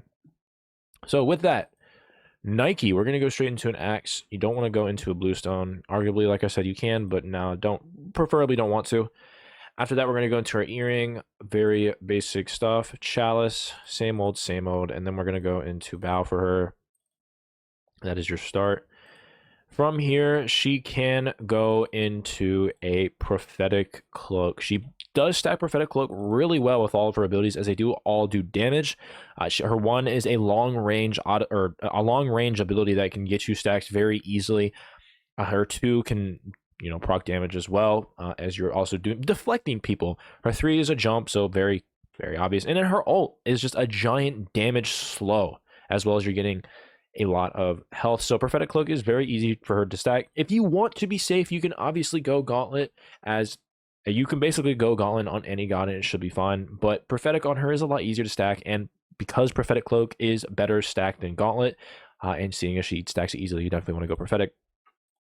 From here, one item that's going to be very core, similar to Horus, you want to go into a Manticore's Spike. Every single one of her abilities procs Manticore Spike. And once you use a CC ability, a hard CC ability, you do drop a spike that gives you a little bit of damage. But one thing with her is that she does, with all of her abilities, except for her ult, proc it. Her 1 does proc it as... this does do a disarm, which does count as CC. Her 2 knocks them back, and her 3 does do a knockup. Specifically with her 2, you can take advantage of being able to pick it up once you drop the Manticore Spike and do even more damage. There was a bit of, I don't know if it's still a thing, but she can get multiple Manticore Spikes. I did see certain SBL players back in the day take advantage of this when this item first came out, such as Haddix, where he would throw out his 2 a lot, and you just get a bunch of Manticore Spikes. But either way, she does proc Manticore Spike really, really well, as well as a cheap item, MP5, and you got protections. So this is going to be a very stable item on her, very similar to Horus.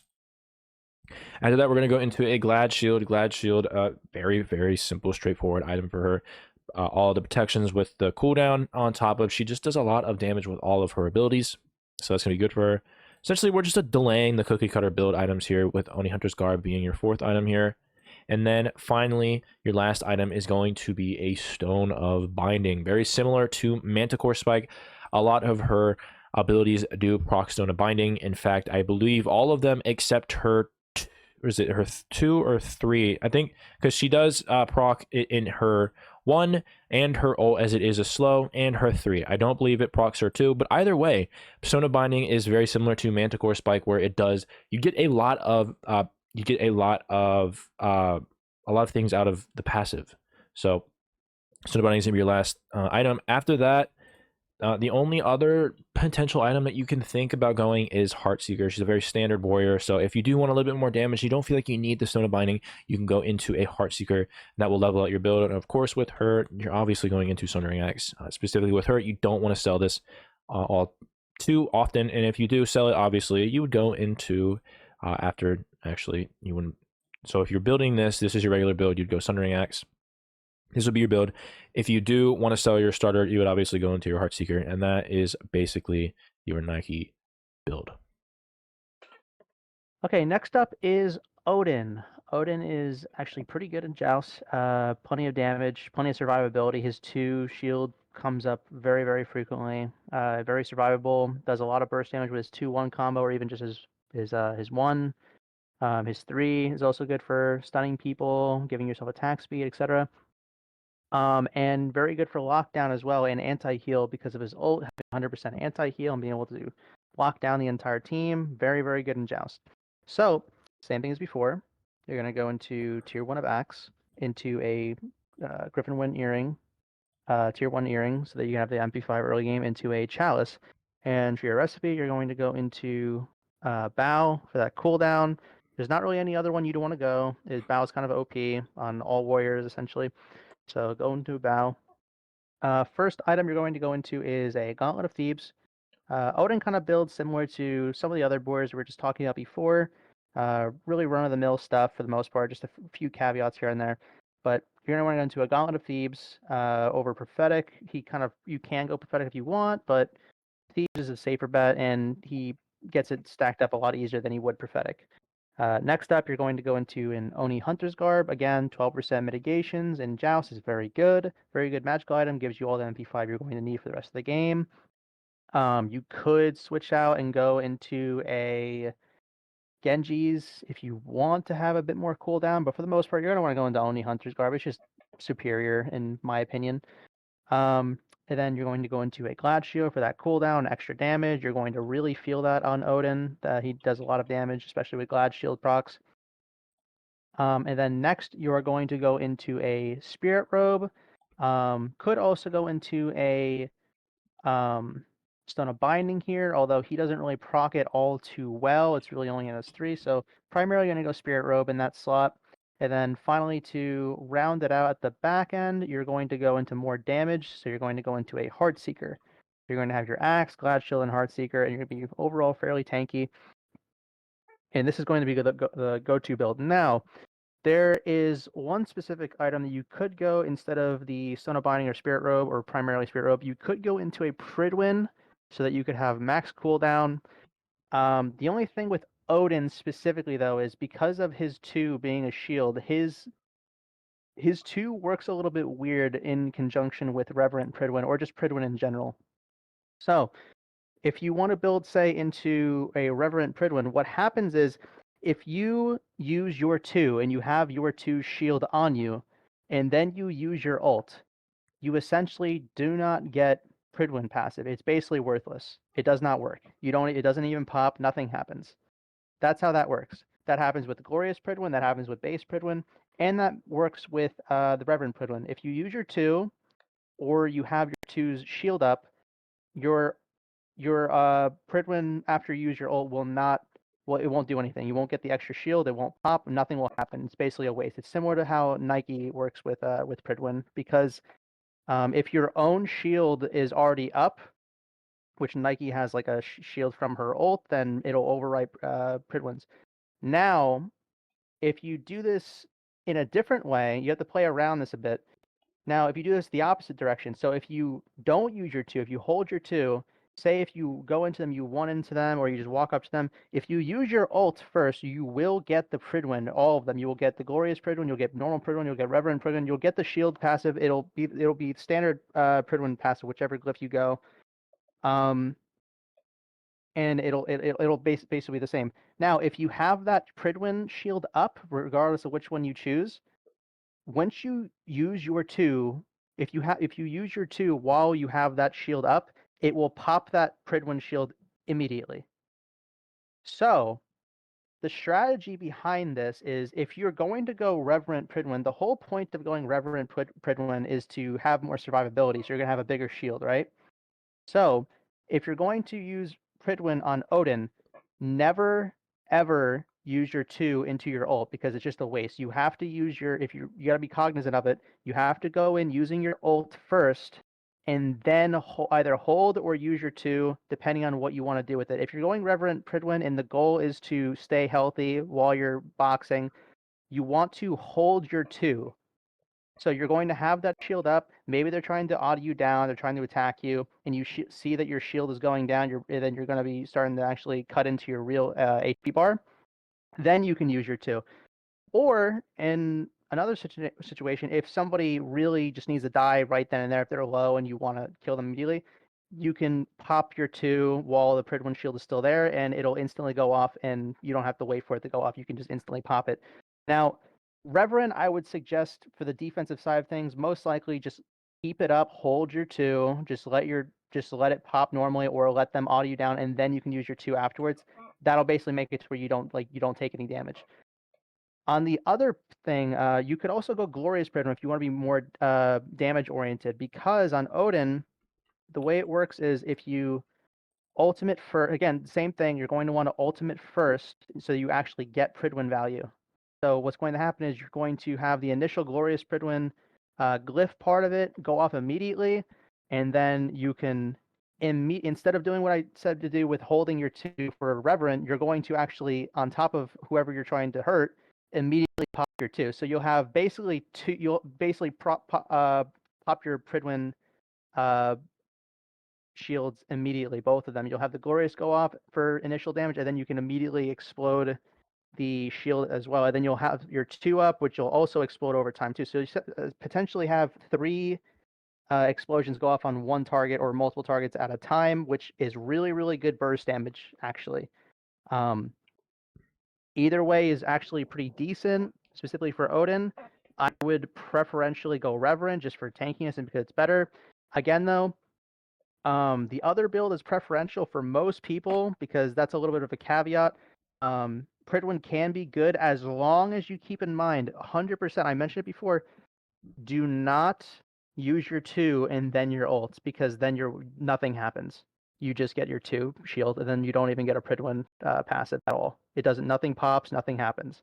You have to ult first and then use your 2 if you want to pop it immediately, or you ult and then hold your 2 to get full Pridwin, the full effect, the full benefits out of it.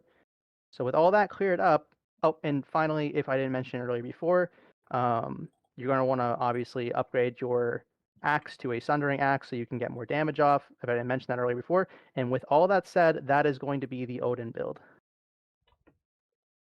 All right, we do now have Osiris. Osiris has recently got a buff in his 1, as well as a little bit. I think he got a buff in his 3 and his 2, something like that. But specifically in his 1 now passes through minions, which makes him even better now. So Osiris is a little bit better in Joust. It's going to be your average mage. Depending on how skilled you are with him will dictate whether or not, or how good he is. As I think he's a little bit of a higher skill ceiling god, as his abilities like his 1, comboing that with his very small circle of an ult, being able to use all those abilities correctly is going to make him a little bit harder to use. But there are 2 type of builds similar to the Gilgamesh build and similar to, I can't remember if there was another god that we did, but basically it's going to be similar to the Gilgamesh build, where you do have the ability based as well as your auto attack based. So we're going to go with the the ability based one first. Just a little bit of nuances, but not enough item slots for me to fit it all in one build. So we're going to go into our Warrior's Axe. After that, we're going to go into our Earring, very standard, very standard. Then, of course, our Chalice. And then with him, because we're going ability based, we're going to go into Bow. After that, because he stacks Prophetic really well, especially after buffing his 1, he is going to go straight into a Prophetic Cloak. Prophetic Cloak is very easy for him to stack. He has very short cooldowns, so Prophetic Cloak is going to be very easy to stack on him. You can obviously go Gauntlet, but Prophetic Cloak is very good on him, as you can stack it very easily. From here, we're going to go into an Oni's Hunter Garb. With him, he does get mitigations in his passive, depending on how many fragments he misses. And do keep in mind that ability-based or, innate passive damage mitigation in gods do stack with the mitigations that you do have from items, meaning that the more that getting up to 25% max cap of your mitigation in an item will also stack with the 16% mitigations you will get with Osiris, meaning that you do want to make sure you get those mitigations. So he gets 16 in his passive. So if you can get up to 25, that is right around, if I'm doing the math right, that is 41. So definitely want to make sure, and already we already have basically cap mitigation if you do get a lot of protections with that. But basically, you're getting a lot of mitigations, which is very good on him. After that, we're going to go into a gauntlet of I'm sorry, not gauntlet. Well, I'm dumb. Glad shield. We're going to go into a glad shield. Glad shield's going to be very good, especially on those abilities. You're going to be prioritizing a lot. With this, you have 30% cooldown for his passive.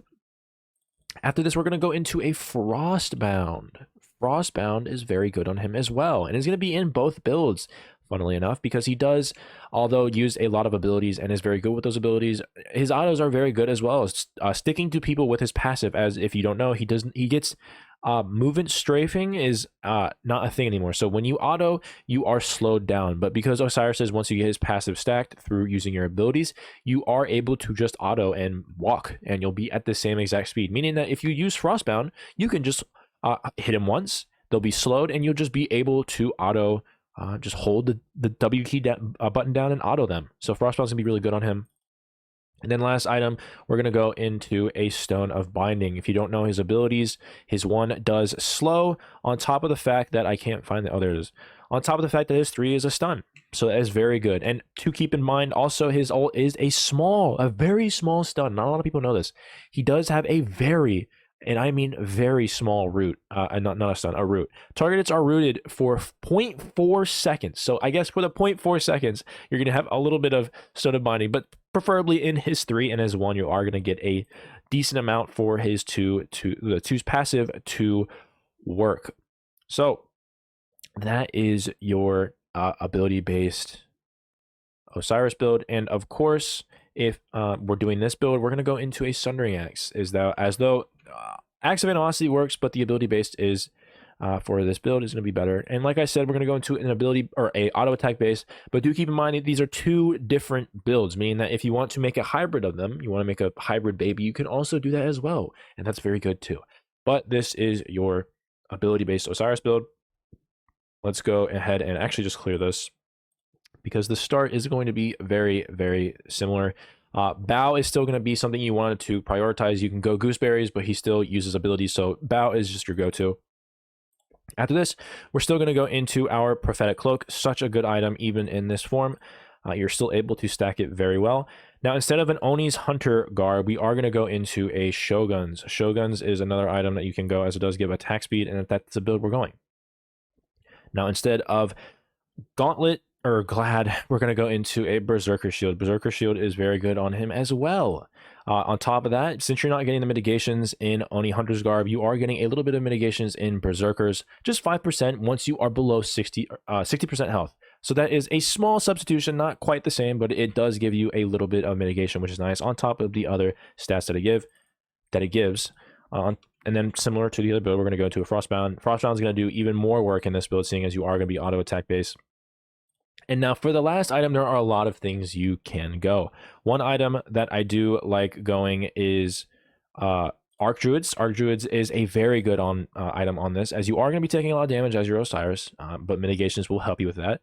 And because of that, Archdruids will be very good, as it does give you a lot of protections, and its passive will work really well with your auto attack build. So you would sell Mystical Earring at some point and go into your Archdruids. That would be your build.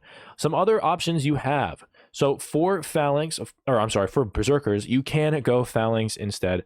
Only caveat is that Phalanx is a little bit less consistent because of its passive, but if you are able to get his passive, it is better than Berserkers, outside of maybe the passive. But generally speaking, if you want the consistency, you want Berserkers, but if you want that potential of knowing that you can go even more attack speed with even more protections of both, then you can go Phalanx. On top of that, one other item you want to think about is Kin Size. Kin Size is a very good item, especially on the auto attack build. So if you do build this where you let's go the regular build path, so instead of that we're going to go Berserkers into Frostbound and to Archdruid's Fury. Now you can swap Archdruid's Fury with Kins. You can do that if you want to, depending on how tanky you feel you are and how much damage you feel like you're doing. If you want more damage, you go into Kins. If you want more tank, you go into Archdruids, as Archdruid still gives you damage. Keep that in mind. But the main part for Kins is whether or not you want to sell your Warrior's Axe. One thing prioritizing, is going into your upgraded starter, and that is Axe of Animosity for him in this build. And this is objectively better than your Kins. But if you can't make it there, you want your Power Spike right away, Kins will be that supplementary item that you can go instead of Axe of Animosity, as you aren't really getting to level 20. But do keep in mind that we do want to prioritize Warrior's Axe more than anything. But just in case you feel like you need it, then you can go into last itemkins. And that is your auto attack tank build with Osiris.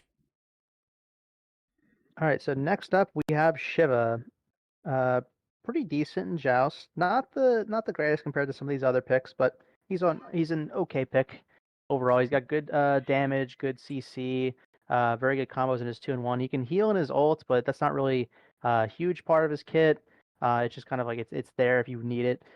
His ultimate does a lot of damage.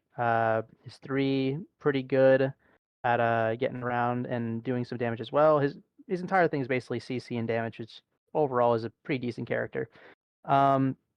So similar as before, Shiva kind of builds very similar to most of the other warriors we've already gone over. You're going to want to go into tier 1 axe, which is eventually going to get upgraded into a sundering axe at late game. So you're going to go into tier 1 axe, you're going to go into a tier 1 earring, and then you're going to go into a chalice. Now, next item, you're going to go into a prophetic cloak. Now, you can also go into Thebes if that's the safer option, but I personally believe that prophetic cloak is actually pretty well. You can actually stack it pretty well on Shiva, and it also is really good stat wise, mitigations, everything. So it's very good on him. So I would personally go prophetic cloak. Next up, you're going to go into an Oni Hunter Garb. Again, just stacking up mitigations with your passive and magical protections and MP5. You're going to get all the MP5 you need from that. Into a Gladiator Shield for the power and cooldown. And also, well, power from the passive, that is. Next item after that, you're going to go is a Stone of Binding. Stone of Binding procs very well in Shiva. His 2-in-1 combo procs it all the time. Just gonna be making it to where your team does more damage, you do more damage, and it's got very good tank stats as well. It's got plenty of health and protections on it. Very good item on Shiva. And then finally, last item to round out some more damage, you're going to go into a Heartseeker. So you're going to be getting damage from that Stone of Binding passive, your Glad Shield passive, Sundering Axe procs once you upgrade that, and going into a Heartseeker. I also forgot to mention in the beginning that you are going to be going Bow for the cooldown. Bow, once again, you're probably going to be going it on most warriors. Some substitutions if you need, you could go Arc Druid's Fury potentially instead of Stone of Binding for more damage. It's got similar tank stats if you want to do more damage yourself instead of helping out the team. You could also go into a Spirit Robe if you really want to. You are going to be maxing out on mitigations if you go Prophetic Cloak, but if you want to go Thieves, then it works out pretty well. But even if you're going to go Prophetic Cloaks, Spirit Robe works pretty well because it's got very good base stats, got crowd control, it's got cooldown if you want more cooldown in your build, because right now you only have 30%, but 30% suffices pretty well. And yeah, that's your Shiva build. All right, now we have Sun Wukong, one of the most annoying gods in Conquest. Now, in Joust, isn't the worst god in the game, but isn't that significant compared to a lot of the other warriors, seeing as he, similar to Conquest, doesn't really build like a traditional warrior. He does build a lot of damage with a little bit of hybrid items, so he's not really that great in Joust. The only caveat to him is if you are going like a double tank team comp, he's going to be very good on that instead of your traditional tank. He's not a very good traditional tank. Has very, very bad setup only with his 3. So he's not very good on that. But on a hybrid tank team comp, there's 2 of them, you can go like damagey type hybrid because he's basically your just assassin. So other than that, we're going to go straight into the build. So we're going to go into an axe. Now, if you do know anything about him in Conquest, he still does a lot of damage, and he does build basically your hybrid type of build, seeing as he's very, very easy, escapable god with his 3 and his ult. On top of that, you can build beads and blink, making you even more safer, which is preferably what you want to build. Like, again, you don't want to build him as your single tank. That's not very good, like, at all. Similar to a lot of the other gods, though, we're going to go into a earring. He does have a little bit of mana problems. Oh, I did almost just forget that he can go Bluestone and preferably want to. I'm so stuck on the Warrior's Axe mentality in terms of his build. So, like I said, majority of the gods, you want to go Warrior's Axe, and you still can go Warrior's Axe with Sun Wukong, but I do like Bluestone on him a lot more, seeing as you are going to be that hybrid damagey type of assassin that he's really built for. So preferably you do want to go Bluestone, but if you can always go Warrior's Axe, that's not a bad item. But with him, we're going to get rid of Warrior's Axe and go into Bluestones. We're going to go Bluestone. After this, because you get a little bit of mana, you can forego your earring, so you can go into a straight gauntlet. But then again, if you do think that you are struggling with your mana, you can always get that earring, as at the end of the day, it's the safest pick. But with him, you should be fine on mana, but then again, you might not be. So depending on your experience will vary. Then we're going to go into your Chalice. Last item, we're going to go into Bow, as it does give you cooldown. After that, we're going to go, like we have tier 1 gauntlet, so we're going to finish our gauntlet. From there, we're going to go into, let's fix this. Yeah, we're going to go into a Soul Eater. Very similar to Conquest. He does really well with Soul Eater. You want to make sure you build it after your Gauntlet of Thebes, as to be a little bit tanky before you get a damagey item, as you don't want to be too squishy for too long, as you are building Bluestone instead of Warrior. So you will be a little bit squishy early game. But Soul Eater is really good. It gives you a bunch of bloated stats, very similar to an Assassin. You are getting a lot of healing in its abilities, and as Sun Wukong, you're throwing out your abilities all the time. So this is a perfect item. And if you know anything about Conquest, when you see him, he does build this item a lot, specifically with Trans too, but Soul Eater is enough for this Joust build. Similar to a lot of items he goes into a Glad Shield. This giving you a lot of protections, or not really a lot of protections, a decent amount of protections, but the cooldown and the passive is really what makes Sun Wukong shine, as the passive gives him even more damage stacking on the amount of protections you have. From the little bit of protections that you will be getting from Gauntlet, you will be getting a little bit more value out of this, so just keep that in mind. This is basically a damage item that will give you a little bit more tankiness. And then for the last part, I do like going into a Beat Stick and then into a Heartseeker. This rounds out your build from being a little bit tanky to also being able to dish out a lot of damage. Very similar to the Assassin Gods, like I've been saying. You only have 2 protection items, so do keep in mind that you are still susceptible to being taken out very easily. Not as easy as you would if you went full damage, but of course, you don't want to build them like that either. So now, one other item I do like going instead, if you do want to be a little bit more tanky, you can go into your Genji's Guard. But similarly to why we don't want to build Onis, as you can build Onis, of course, but because he's built like that hybrid assassin, Genji's is going to be way more value for you, specifically in that cooldown. It's going to give you more magical protections, which is why you would build this. If you wanted to be more tanky, then you can build this. But specifically, it's cooldown on top of its passive. When you're hit by magical damage, you are getting more cooldowns, meaning that you are going to be able to throw out your abilities more often. So if you do want to go a little bit more tanky, you would change that out for your Brawler's Beat Stick. Let me make sure to put it over there, just so we can put it underneath it to showcase that it would be switched out for your Beat Stick. That would be your sort of build. We're going to go with that, and then we're going to go into a Heartseeker, and that would be your other build. Other than that, you do want to prioritize being a lot damaging. Last item. For Sun Wukong, we're going to go into a Bluestone Brooch, and that is your Sun Wukong build. Okay, so next up is Surtr. Surtr isn't really the best warrior in Joust currently, but he's still very suitable for the job. He can play for the main tank role, or you can do like double tank with him. He's pretty decent with that. He plays a lot similarly to Mulan. You're going to see that in the build. It's basically the same thing as the Mulan build from previously. So first, you're going to go into tier 1 of Axe, which eventually you're going to upgrade into a Sundering Axe. So you get those big procs of damage and healing back to yourself. It's just really good. You're going to go into a tier 1 Earring for the MP5 early game, into a Chalice for healing. And you're going to go into Bow. Same thing as the other warrior. You're going to go into Bow. It's the best one. And then from there, you're going to go into a Gauntlet of Thebes. Personally, Thebes, I prefer over Prophetic on him, although you can proc it pretty decently with his 3. So either one works out. You can go Prophetic or Gauntlet of Thebes. They both work. Next up after that, you're going to go into a Soul Eater. Soul Eater has Flat Pen, Cooldown, the ability Lifesteal. It works pretty well with all of Surtr's abilities. All of his abilities do a lot of damage, and you get a lot of healing back from that. It's very similar to the Mulan build. You're going to be doing that. You're going to be doing a lot more damage. You're going to be healing back. It's pretty decent on Surtr.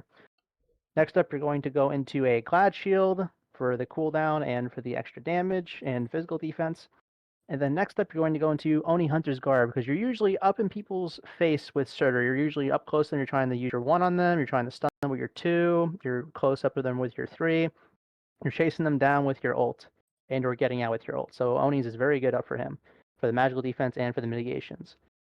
And then finally, to round things off, because you proc it so well, and because more damage, you're going to go into a Heartseeker. Now, similarly, with Mulan, same caveats as before. If they have a lot of anti-heals, such as a Cerberus, or they build Tainted Steel, you can omit Soul Eater. It's not necessarily a core part of his kit. I just like it on him, which is why I have it on the main build. But if you don't like Soul Eater, or if they're building anti-heal and you want to do something else, you can simply build Glad Shield and Oni Hunter's Garb earlier in that spot. So so Glad Shield would be the second item as opposed to the third, and Oni's would be the third item as opposed to the fourth, fourth as opposed to the fifth item. And in exchange for that item slot, the fifth item slot would then turn into a Pridwin or a Spirit Robe, or potentially even a Stone of Binding, but primarily a Pridwin, Reverent Pridwin, or a Spirit Robe for that added cooldown, protection, and the passives on those are very good. And then same thing, Heartseeker stays the same at the end. And that is the Surtr build.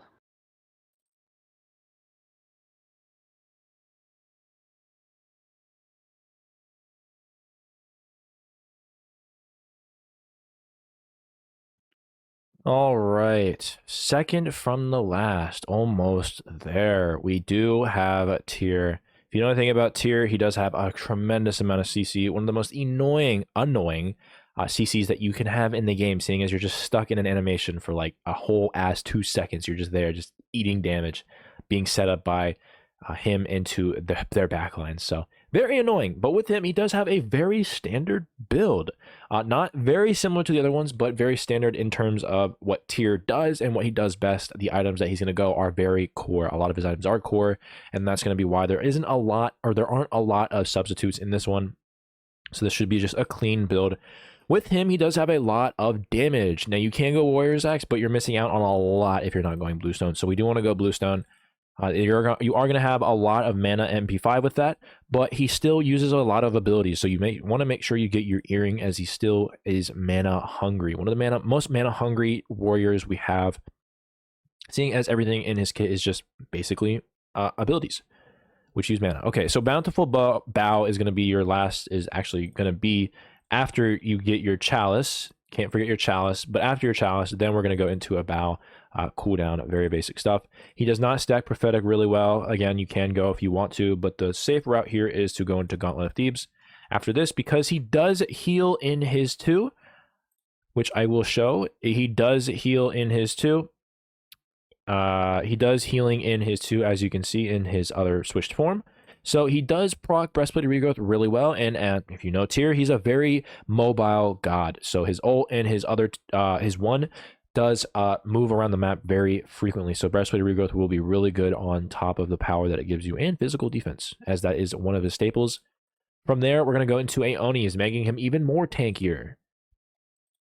With everything that we've already talked about, the reason why we go that is for the mitigations. And similarly with a lot of the other ones, Pridwin just capping out that cooldown. Now, you do want to make sure you go into a Reverent just to make it more tanky, but you can go into Glorious if you want to, as that does do a lot of damage. And if you know anything about Tyr, he does a lot of burst damage. So Glorious is good there. Tankier, and you want to live more, go Reverent if you want more damage, as he does a lot of damage to begin with. So Glorious does work. You can go Glorious Pridwin for that as well. And then finally, Stone of Binding is another staple item on this build. Stone of Binding in all of his abilities, his 1 and his 2, which both do knockups. When you combo it, his 1 does a knockup, and his ult now does a stun, which is a crazy thing. So Stone of Binding is always very, very good on him. So you sell your Mystical Earring and go Stone of Binding. You can flip-flop Pridwin with Stone of Binding if you want to get Stone of Binding on sooner, but that is your build. Other than that, the only other item you can potentially talk about is Heartseeker. Heartseeker instead of a Pridwin or a Stone of Binding, depending on what you want. But because of how core Stone of Binding is, you're going to probably want to go it instead of Pridwin, which is why I say there isn't a lot of substitutes for this build, because of how Min-max this is, it does give you a lot of protections, damage, mitigations, and cooldowns. Especially with Sona Binding being one of your best items on him. Heartseeker is a potential item you can go, but is not the best to substitute for any of these items, seeing as almost all these items are core. And then finally, you want to go into your blue stone brooch as your upgraded starter, and that's basically your tier build. All right, and finally we have Vamana as our last god of the video. Now, Vamana was really, really overpowered, especially in Conquest a few patches ago, and also in Joust. He was very oppressive. They have nerfed him down quite a bit, specifically his ultimate to make it less oppressive, but it is still very good, and the rest of his kit is still very good, so Vamana is still a good pick in Joust. What you're going to want to do is you're going to want to go into Tier 1 Axe, into a Tier 1 earring, so that you have the MP5 early game, and a chalice. Fairly standard. We've been doing it for most of these warriors this entire video. And your recipe is going to be bow for the most part. Although because Golden Blade procs work fairly well with Vamana, you can also make an argument to go into Golden Gooseberries, so you can have wave clear, and also because it procs on your ultimate when you're hitting multiple people at the same time. So you can have an argument to go that.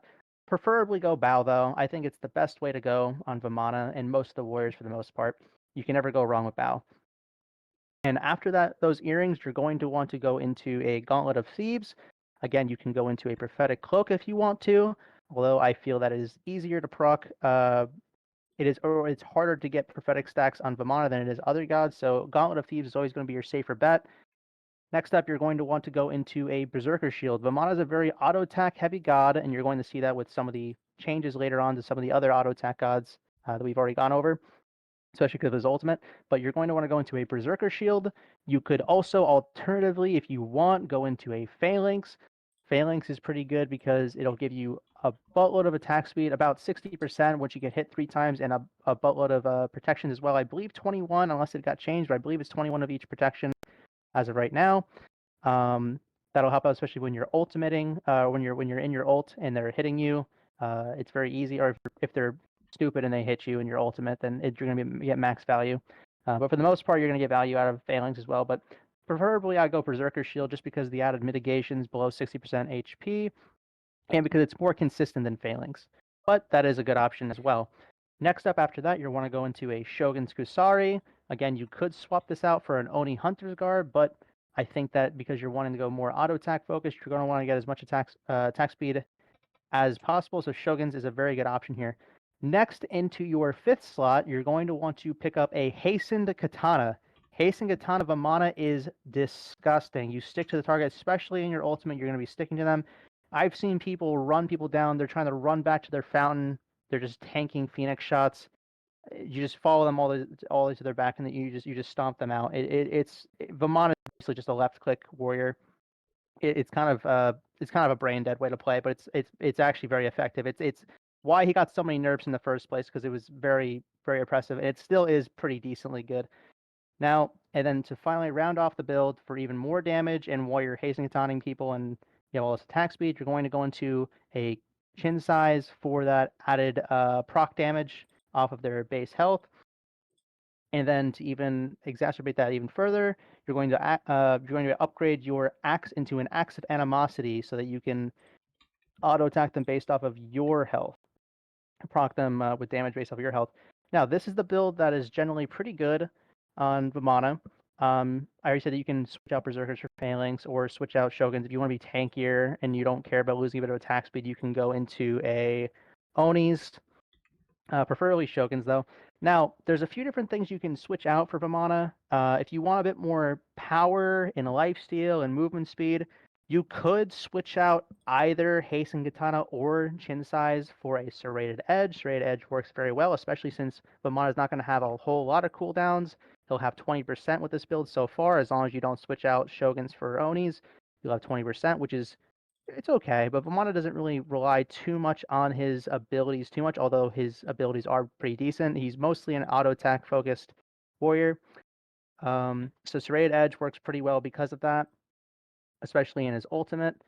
Another thing you can also do, which is a bit more niche, but like I mentioned earlier before, you can actually, if you don't want to go hasten katana because you feel like it doesn't have a power, although I think that it's core to his kit because you can stick to people, you could also switch out for a golden blade, because if you were hitting multiple people with your ultimate or even just your basic autos, but especially your ultimate, you can hit 3 of them at the same time or even 2 of them at the same time, and then you can get golden blade procs on multiple people at the same time, which stacks up a whole lot of damage. You're basically hitting each person for what's essentially 2 autos each time you auto them. You're basically getting 2 times the damage essentially every single time you auto in your ultimate, which is really insane. Your ultimate gives you a bunch of padded stats. It's really good. And that is essentially the Vamana build, and that is all of the warriors in Smite. Yes, sir. We have finished the warriors item built or building for all warriors. So with that, I hope you did enjoy that. We did do a pretty much back and forth. As you saw, there are a lot of different variations in terms of build paths as well as situational items, which is why I had him on, because it is a lot harder to do think of everything all at once. So that did help me a lot. And then also with that, we are going to finish off with the Guardians next time. This video should come out a day after this is recorded, so it should come out this week, either Friday or Saturday. But with that, sometime next week we will finish the Guardians, similar to how we did this one. It's going to probably be even longer, but similar to Warriors, there are a lot of items to go over in that one as well. So do bear with us, as that's going to take a while. But similar to this one, we're going to be trying to do the back and forth as well. So yeah, with all that being said, I did hope you guys did learn something, you found it entertaining. If you have any suggestions or you have anything you want to talk about, if you have any disagreements, let us know in the comments, as we do like to talk a lot about builds. It's one of our passions, you could say. So if you do want to debate us, then sure, go ahead, go in the comment section and do that. And But there are plenty of also builds that would work. There's plenty of items in conjunction that work in with many of these guys that we talked about. These are just the builds that we found success with and we think are probably the most optimal in our opinions. You'll probably find different success doing different builds or different types of items in conjunction with each other, and that's completely fine as well. yeah, so basically, yeah, what he said, we did, yeah, I think I did preface that earlier too. So if you didn't hear that because you didn't watch the beginning of the video, yeah, this was basically just a general build set for like everyone that can build and should be fine in any situation, of course. But yeah, there are a whole lot of items that you can have success with that we didn't even talk about. But we did try to get a breadth of items, as there are a lot. And hopefully if you're watching this to the end, you're a legend. But do make sure that you watch the beginning, as the beginning is probably the most important part in terms of having situational items that you would go, as I did go over anti-heal, anti-crit, and the mid-guardian type of passive. But with all that being said, if you have any suggestions, leave them in the comment section below. Like I said, if you have any debates or disagreements, let us know in the comments section. With all that being said, thank you guys for watching. But that's all I got for you. I don't play Medusa that much, so don't roast me too hard. But getting better at her. It's still very good. But all that being said, thank you guys for watching.